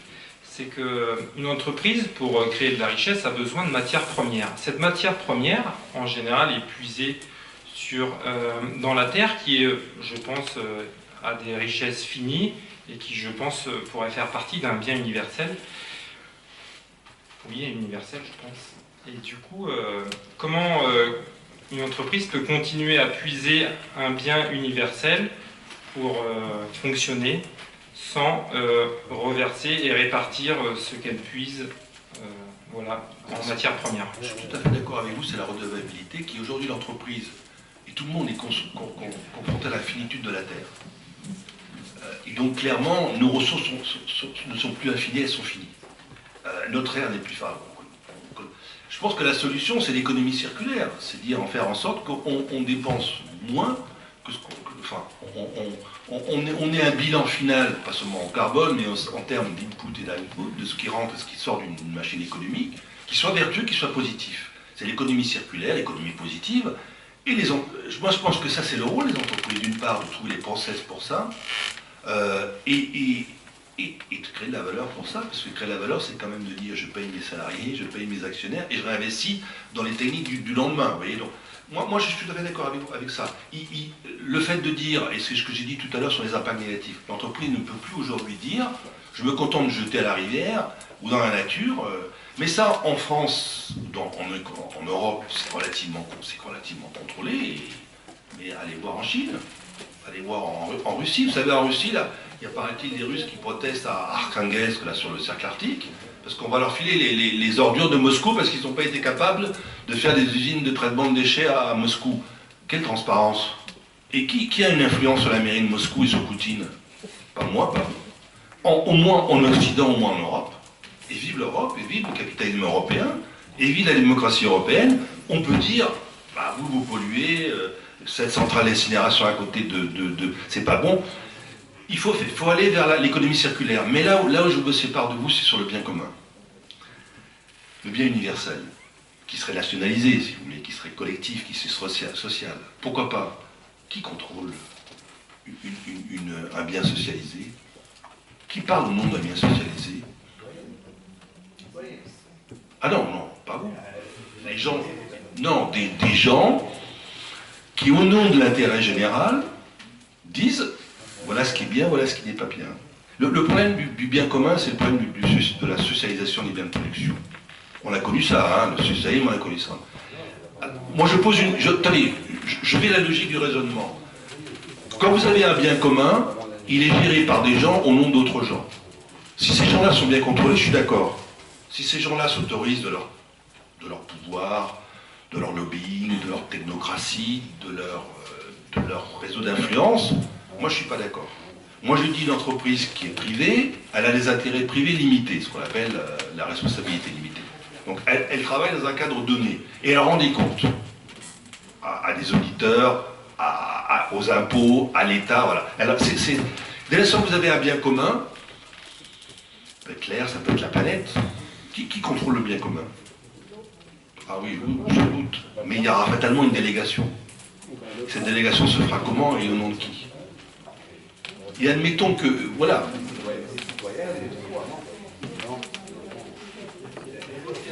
Les citoyens délèguent, fatalement.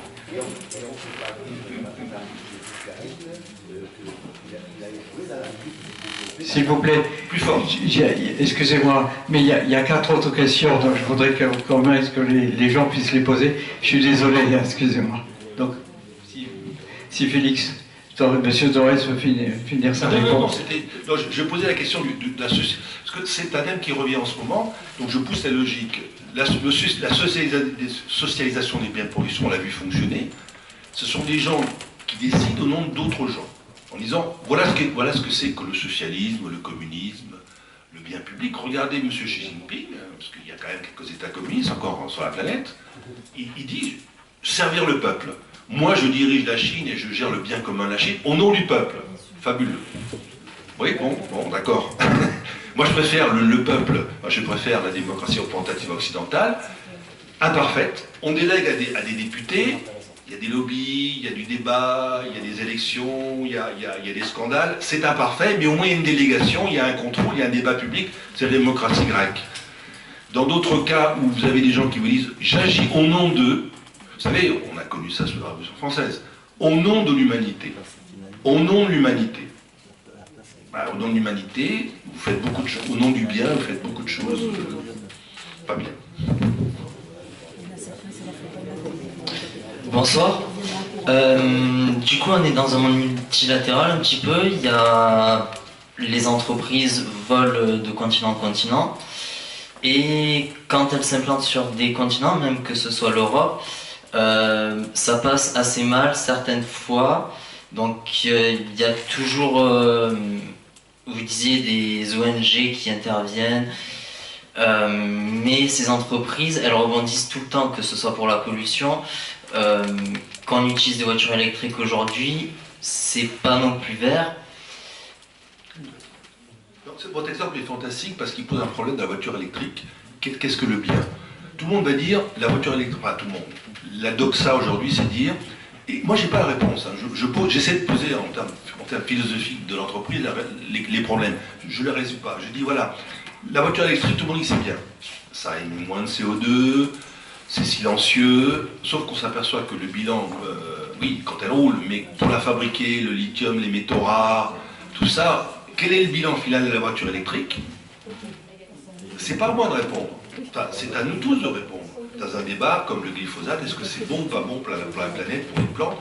C'est un débat. Mais attention à dire aux entreprises, faites de la voiture électrique, et certaines vont vous dire, comme en Chine, bah écoutez, désormais la voiture électrique, ça tombe bien, la Chine a des terres rares. Aujourd'hui, on va faire toute la voiture électrique. J'oblige l'industrie chinoise à faire 50% ou 30% ou 60% de voitures électriques. Non, en Occident, on dira, voilà, il faut qu'elle trouve un marché, il faut qu'il y ait un débat, il faut qu'on sache si c'est vraiment... Voilà, c'est ça, c'est une économie ouverte de délibération, l'économie occidentale. C'est pas une économie où on vous dit, voilà, la voiture électrique c'est bien, la voiture à pétrole, diesel, c'est mauvais, c'est méchant, ça pollue. On va poser les choses comme ça, oh là là, les choses sont très simples, hein, vous voyez, ça produit ce qu'on sait sur les gilets jaunes. Alors ceci dit, vous posez une autre question, la question de la mondialisation. Depuis les années 80-90, les grandes entreprises occidentales, françaises notamment, sont allées ailleurs, installer des usines ailleurs. Alors on nous a tous dit que c'était la Chine, ou l'Asie à bon marché, qui tuait les emplois français. Non, les emplois français ont été tués majoritairement, d'abord parce que l'économie a changé, comme je dis, elle s'est robotisée, informatisée, et c'est un mouvement qui n'est pas terminé. Et d'autre part, par le fait aussi que quelque part, notre économie n'était pas assez compétitive, au sens de dire qu'elle ne produisait pas assez seulement pour la France, mais aussi pour les pays étrangers, comme le font les économies comme l'Allemagne, la Suède, les Pays-Bas, l'Autriche, la Suisse, des économies très compétitives, mais qui trouvent des marchés extérieurs à l'export que nous, on a du mal à trouver, nous, l'industrie française. Quant à la question de la mondialisation, elle est complexe. C'est la question des chaînes de valeur. C'est qu'aujourd'hui, désormais, les entreprises produisent partout dans le monde. On a Airbus, on a les smartphones, mais on a les t-shirts, pour des raisons de moindre coût, c'est clair. La question, elle est, est-ce qu'on est prêt, nous, à accepter à payer nos t-shirts, enfin plus cher, ou nos pantalons, enfin tout ce qui est fabriqué dans les pays de Bangladesh et les pays d'Asie, est-ce qu'on est prêt à payer plus cher tous ces produits, qui sont quand même des produits de commodité, c'est pas des produits extrêmement sophistiqués. Est-on pas des pays 3 fois plus chers? Je ne sais pas, la question est posée. L'autre phase de la mondialisation qu'il ne faut pas oublier, c'est que tous ces pays-là aujourd'hui se sont développés, se sont sortis de la pauvreté. Et se sont sortis de la pauvreté comment? Parce qu'ils ont pu faire des productions que nous ne voulions plus faire, qui nous ont vendu, et nous on leur a vendu des choses, parce que vous ne pouvez pas vendre à un pays comme la Côte d'Ivoire des Airbus, si elle a à nous vendre que des fèves de cacao, c'est pas possible. Si en revanche, comme la Corée du Sud, comme la Chine, comme Taïwan, comme toute l'économie de l'Asie, elle nous vend des choses, nous lui vendons des choses, ça s'appelle l'échange comparatif. Donc je dirais de ce point de vue-là, la mondialisation c'est pareil. Il est clair qu'elle a eu tendance à fragiliser les classes ouvrières occidentales, c'est clair, et qu'on a fabriqué moins cher ailleurs. C'est clair aussi qu'on a de la pauvreté ont été tirés des centaines de millions de personnes, et c'est vrai aussi que ça a aussi tiré l'économie mondiale. Donc vous voyez, l'économie c'est un jeu à plusieurs sommes. Et c'est très dur de dire il faut faire ci, il faut faire ça. La mondialisation a des mauvais aspects, on le sait, et Trump et le populisme fleurissent là-dessus, mais dans le même temps, elle a quand même de très très bons aspects. Le tiers-monde, rappelez-vous du tiers-monde, de l'expression tiers-monde, ça n'existe plus. Aujourd'hui, prenons le même exemple extrême, l'Afrique. L'Afrique, grâce à la Chine, grâce au fait que la Chine achète des matières premières à l'Afrique, grâce au fait que la Chine installe des usines textiles en Éthiopie, alors on dirait dans les conditions de travail qui ne sont peut-être pas idéales, c'est clair, je vous le concède, mais l'Éthiopie apprend à faire de l'industrie. L'Éthiopie va vendre des produits élaborés. Alors on les laisse toujours vendre leur fève de cacao, leur pétrole et leur or, surtout ne touche pas l'industrie. L'industrie c'est pour les pays développés, c'est pour nos classes ouvrières. Non. Moi, j'essaie de nous montrer une vision plus équilibrée de l'économie, où, à l'arrivée, je pense que l'économie capitaliste évoluée a des bons aspects et des aspects de développement. Mais c'est clair, il faut l'encadrer, il faut la contrôler, il faut la réguler. Et c'est clair que dans le quatrième âge actuel, vous avez un âge qui est un peu incertain, c'est l'âge des populismes, et c'est clair que des populistes ou des démagogues comme Trump ou d'autres vous disent, comme le Brexit, vous disent c'est la faute à l'Europe, c'est la faute à la Chine, c'est la faute à... Moi, je défends la classe ouvrière américaine. Il est clair que c'est un discours qui est très facile à tenir. Alors que le discours de l'économie, est, notamment dans une régime d'économie capitaliste ou d'économie de marché développé, est un discours beaucoup plus compliqué. Beaucoup plus... Voilà. Mais je réponds trop longuement à vos questions. D'autres questions? Oui. Alors, bonsoir. Il y a tout un flot de questions qui me viennent à l'esprit, mais tout d'abord, l'économie actuelle capitaliste a un coût humain, un coût environnemental. C'est une économie matérielle, n'est-ce pas? Bon, là, c'est juste entre guillemets. La question que j'ai à vous poser, c'est, vous nous avez parlé de transparence. Vous nous avez aussi dit que ce n'est pas le rôle de l'entreprise d'interdire ce qui est susceptible de nuire. Or, en tant que consommateur ou consommateur conscient, grâce à la transparence, nous aurons le choix d'acheter la vie ou la mort. Or, il y a un problème de transparence. Quelle solution Vous posez un vrai problème, mais prenons l'exemple des industries de tabac. Qu'est-ce qu'on fait des industries de tabac et des emplois qu'elles génèrent? Que les choses soient claires. Si le tabac tue et si c'est qu'on interdise les industries de tabac, c'est pas les entreprises de tabac, interdisons-les. C'est aux États de le faire. S'ils considèrent que, alors, mais non, on a mis, voilà, bon, c'est le problème du tabac. On a clairement quelque chose qui est dommageable pour la santé, dommageable pour l'environnement, mais on n'interdit pas. À quelle responsabilité? C'est pas aux entreprises de tabac qui sont des meurtrières. Les consommateurs, oui, peuvent choisir de ne pas consommer, donc l'entreprise coulera. Or, il n'y a pas de transparence parce que l'État a trop d'intérêt, justement. L'industrie pharmaceutique. Peut-être parler devant le micro, peut-être.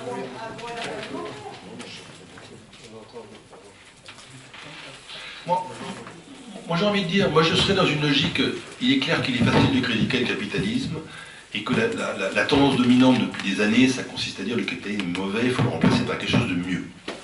Moi je vous ai tenu un discours inverse, qui est mon discours personnel, aussi le discours le fruit de ma réflexion, de mes travaux. Je pense que le capitalisme est quelque chose qui s'améliore, qui vit de crise en crise, c'est clair, mais qui aussi est susceptible de progrès et d'amélioration. Et il est clair que tout ce qu'on est en train de dire sur le tabac, sur les entreprises, il y a eu un débat public, il y a eu des lois, il y a eu des ONG, il y a eu, regardez l'huile de palme sur tout ce qu'on... Bon, il est clair qu'il y a un progrès qui est souvent remis en cause, c'est un peu la route de Sisyphe. Mais moi je pense que clairement, les choses progressent dans le bon sens. Regardez l'alimentation, bah, oui, on pourrait parler de l'alimentation, on pourrait parler du modèle incompris d'agriculture française. Parlons-en, hein. On pourra en parler ici, hein, si vous voulez. On peut aussi parler du bio. Il est clair qu'aujourd'hui, on a une tendance à faire de l'agriculture durable, mais ça reste très minoritaire. Il y a de plus en plus de bio. Moi, je pense que dans une économie ouverte, les bonnes pratiques peuvent progresser dans le débat, et parce que les consommateurs choisissent.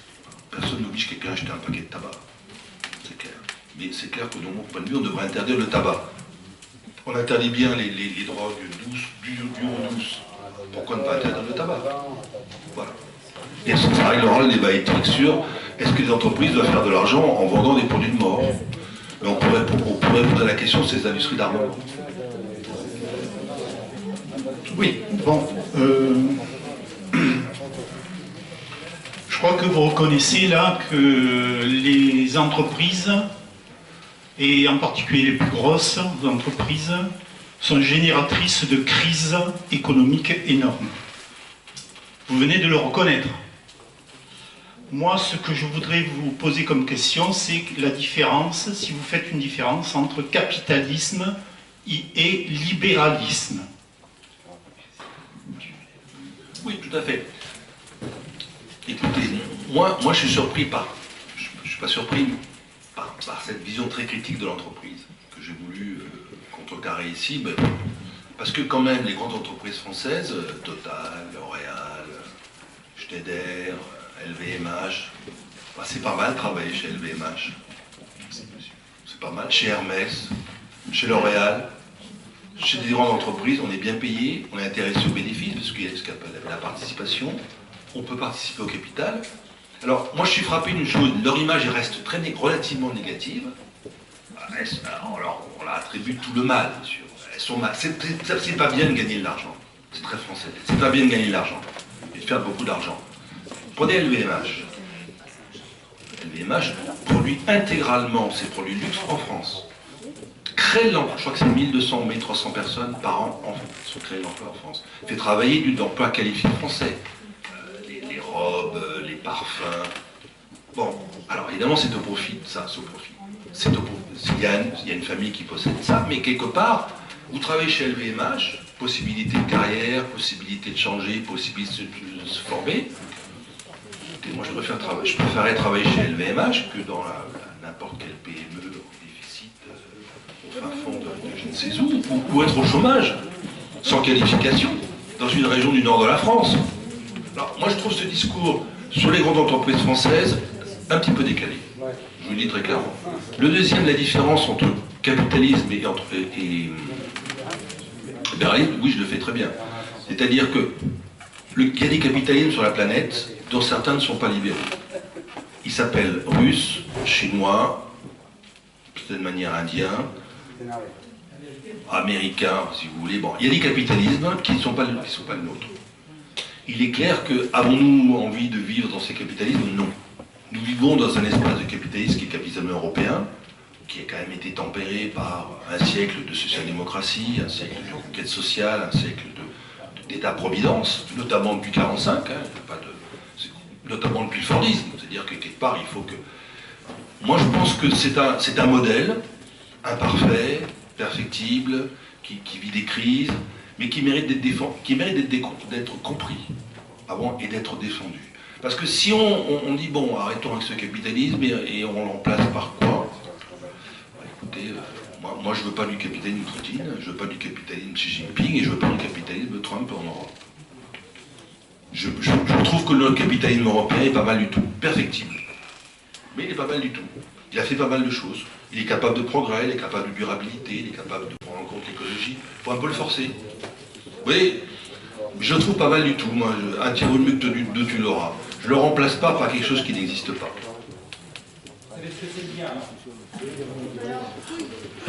Bonsoir, j'ai une question. Alors, de ce que vous avez dit à propos de la Chine, est-ce qu'il est toujours moral d'acheter chinois? C'est une bonne question. C'est une très bonne question. Non, moi sur la question de l'échange, je pense qu'il faut l'échange. On appelle l'échange comparatif. C'est-à-dire que quelque part, l'économie se développe aussi parce qu'on achète à d'autres. En achetant à d'autres, on permet à d'autres de se développer, de créer de l'emploi chez eux, mais il faut le faire dans une relation équitable. Si la Chine pollue, si les produits chinois sont de moins meilleure qualité, si quelque part la Chine ne nous laisse pas investir chez elle comme elle le fait chez nous, mettons un rapport de force. Mais attendez, là je dis un gros mot, rapport de force. Un rapport de force avec la Chine, 1,3 milliard d'habitants, il n'y a que l'Europe qui peut le faire, une Europe de façon consciente et délibérée et volontariste. C'est pas facile. Sinon, on vit dans le ciel des idées. On dit il faudrait que, mais la seule manière d'améliorer les pratiques avec la Chine, c'est dire à la Chine, faisons les choses de façon plus équitable. Sinon, on laisse court le champ libre aux ambitions et aux intérêts de la Chine. Vous parlez de la Chine. Il y a 45 ans à peu près, les décideurs français nous disaient « Nous n'allons plus construire d'usines en France, nous concevrons les produits et nous les ferons fabriquer en Chine. » Que pensez-vous de cette théorie? Je me permets de dire qu'elle est erronée. Le problème de la mondialisation, je ne l'ai pas dit tout à l'heure, il est très simple. Vous avez un marché français qui, après les 30 Glorieuses, est pratiquement mûr. Prenons l'exemple d'Airbus, par exemple. À un moment donné, vous vendez des Airbus à qui? À la France? À la France? À la France?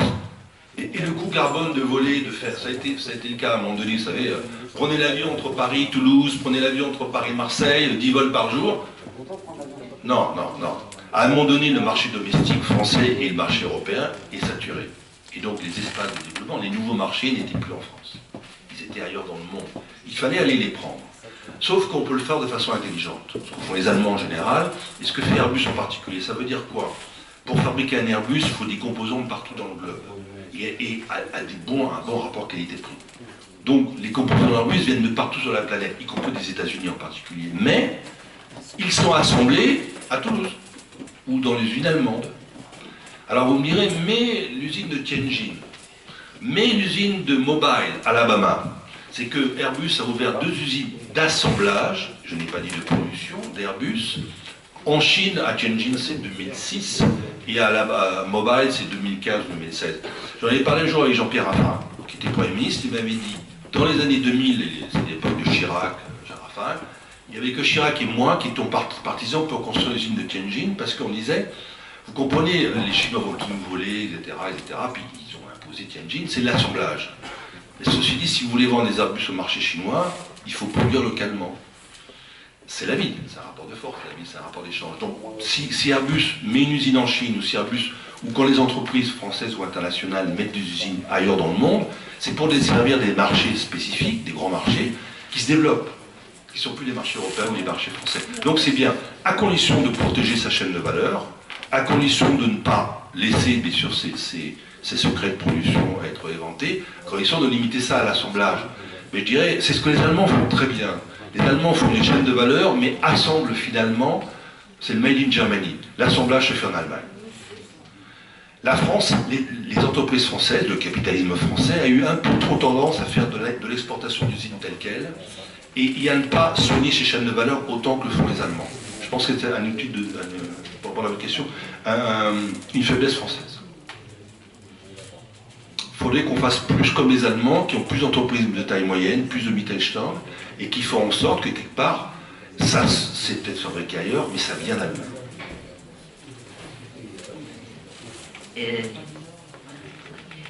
Voilà, moi, je ne vais pas me présenter parce que je suis simplement un simple citoyen, je fais partie de la masse de tout, je suis comme vous, je suis. Et j'apprécie beaucoup toutes ces discussions politiques et économiques, je comprends un petit peu aussi. Mais je vais prendre le problème par le bout de la lorgnette. Je vais vous poser une question. Quand vous allez acheter des articles que vous aviez l'habitude de trouver dans le commerce et qui ne sont plus, et que vous ne trouvez que des choses qui vous satisfont à moitié, mais que vous les achetez quand même parce que vous avez besoin de quelque chose. Quand vous voyez par exemple que des vrais légumes, des vrais fruits, ça n'a plus le même goût, mais il n'y a que ça sur le marché, alors vous les achetez. Voilà, je vais vous poser la question, est-ce que vous ne pensez pas que ça vient, que plus personne ne les fabrique? Et qui les fabrique? Qui les fabriquait? C'est ceux qui font du profit dont vous parlez, qu'il faut qu'ils fassent tourner la machine et employer du personnel. Bon. Écoutez, voilà. J'entends tout à fait ce que vous dites. Moi, je suis méridional, je suis d'Avignon. J'ai perdu mon accent, mais il réapparaît de temps en temps quand j'en ai envie. Et à Paris, j'ai plus de bonnes tomates. Je vous le dis tout de suite. Les tomates, c'est fini. Bon, c'est des tomates industrielles. Je suis d'accord avec vous. Est-ce que c'est la faute au profit à l'entreprise? C'est aussi le fait qu'on a vécu un changement de civilisation. La mort de la civilisation paysanne, où chacun vivait dans un village. Dans un village, il y avait plein de commerces, il y avait des forgerons, il y avait des paysans. Où c'est vrai, la vie était peut-être un peu répétitive et on n'allait pas à la ville et on se serrait les... Donc c'était la ville de la campagne, ce qu'on appelait le monde que nous avons perdu, qui a duré en France jusqu'aux années 60, 50, 60. Et puis il y a eu l'exode rural massif. Les gens sont partis vers la ville, comme ouvriers, comme employés, comme cadres.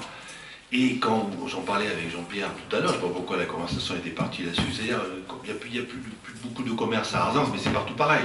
Et quand vous avez une vie dans une grande ville, et ben vous faites et c'est la corvée, hein. Moi je me bats avec mon épouse pour dire, allez, qu'est-ce qui va faire les courses samedi après-midi, hein, et on se bat et on y va à 7h moins le quart, parce qu'on n'a pas envie de faire les courses.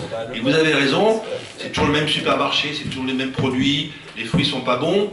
Alors, on peut avoir des fruits meilleurs, mais il faut aller dans la petite ville d'à côté, il faut aller au marchand de fruits qui est beaucoup plus cher, et on n'a pas le temps, et on n'a pas envie, on le fait une fois, on le fait pas deux fois. Vous voyez ce que je veux dire? Non, on a changé de civilisation, on est entré dans une situation de masse, de production de masse, industrielle de masse, et c'est vrai qu'on a perdu beaucoup de goût. C'est vrai aussi qu'il y a un mouvement inverse aujourd'hui avec le bio, avec la proximité, mais qui pouvons-nous? Non mais, là j'ai pris l'exemple des fruits et des légumes, mais dans tous les domaines c'est pareil. Vous allez acheter un vêtement que vous avez l'habitude d'acheter, on ne le fabrique plus. Donc, si vous voulez, non seulement on ne fabrique plus, mais on fait changer la société et les gens n'ont pas le courage, ils n'attaquent pas les pauvres, mais s'ils n'ont pas le réflexe, enfin la résistance, j'appelle ça de la résistance, de dire gardez votre camelote, excusez-moi l'expression, et tant pis, on s'en passera, mais on ne fera pas marcher votre système, parce qu'on n'est pas dupes. Et la société change, et c'est ces gens-là qui changent la société, le troupeau que nous sommes. Excusez-moi.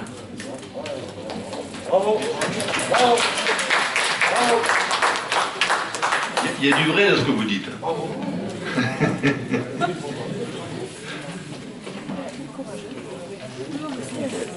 D'autres... Voilà, ma question c'est que faire pour que les entreprises et le capitalisme européen se libèrent du diktat du dollar américain? C'est pas facile comme question. Il faut que l'euro grandisse, il faut qu'on ait un budget de l'euro, il faut qu'on ait une monnaie de réserve. Regardez quand les États-Unis ont décrété qu'il ne fallait plus vendre, acheter quoi que ce soit à l'Iran, tout le monde s'est écrasé. Hein. Parce que dès l'instant que vous avez une activité aux États-Unis, vous ne pouvez pas courir le risque. Les États-Unis, c'est la plus grande puissance mondiale, c'est le big stick, c'est le gros bâton. Si vous disent, bah, attendez, hein, si vous conversez avec l'Iran, vous ne ferez plus rien chez nous, et avec le droit américain qui vous poursuit hors des frontières, c'est là le plus fort. Bah, face à le plus fort, il faut équilibrer le rapport de force tant qu'on peut. Mais je suis d'accord avec vous. Moi, si vous avez entendu, c'est le discours d'un Européen, c'est-à-dire on ne pèsera qu'entre Européens et on est condamné à... Enfin, il faut qu'on s'entende au niveau européen, sinon on ne pèsera rien dans un monde... Vous savez, moi je suis historien, les cités grecques, qu'est-ce qu'elles ont pesé face à Alexandre le Grand? Les cités italiennes, qu'est-ce qu'elles ont pesé face au roi de France ou à l'empereur? À un moment donné, vous voyez, il faut s'unir ou périr. Voilà.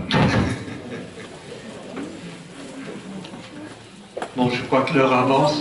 Oui, attends, une dernière question. Alors. Après, on ira oublier tout ça dans la Pas polémique.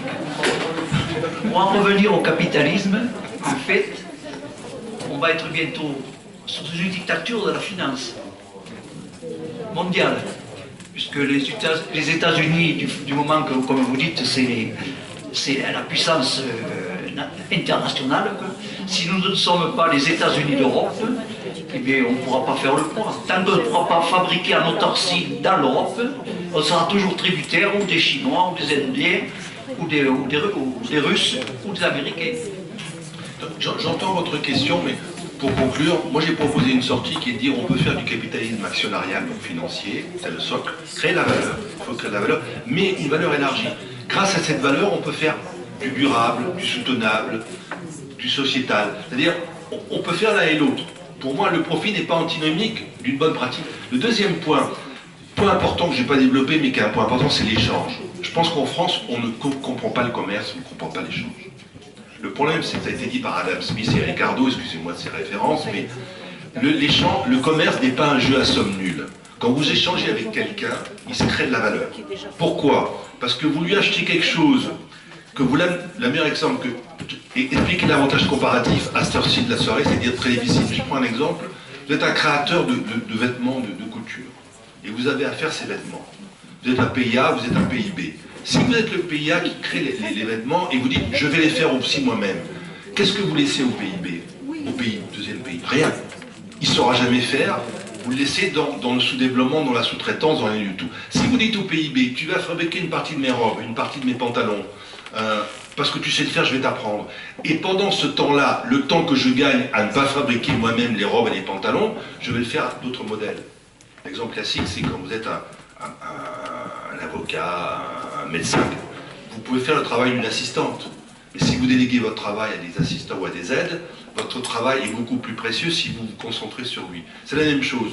Dans l'échange, il y a création de valeur réciproque. Donc je pense que on n'est pas en guerre contre les autres nations, on peut faire du commerce avec la Chine, on peut en faire avec les pays arabes, on peut en faire avec les États-Unis, mais il faut avoir une puissance pour dire, nous on a des labels environnementaux, nous on a des exigences, nous on voudrait que, on voudrait que, on voudrait que, on voudrait que, mais que l'échange se fasse.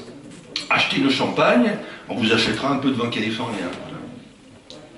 Quand vous dites que les Européens ne sont pas des commerçants, non, les Français ne comprennent pas le commerce. Ils le comprenaient très bien avec les colonies quand même. Parce que là ils n'achetaient pas, ils volaient quoi. Alors, bon, on a peut-être pris ses habitudes. Ben, c'est qu'on a perdu l'Empire, hein, donc c'est fini. Hein. Désormais, il faut vivre dans un monde ouvert où les autres pays sont en concurrence avec nous, donc ça veut dire aussi faire les efforts nécessaires. Je crois que... Merci, Félix. Merci à vous tous. Merci.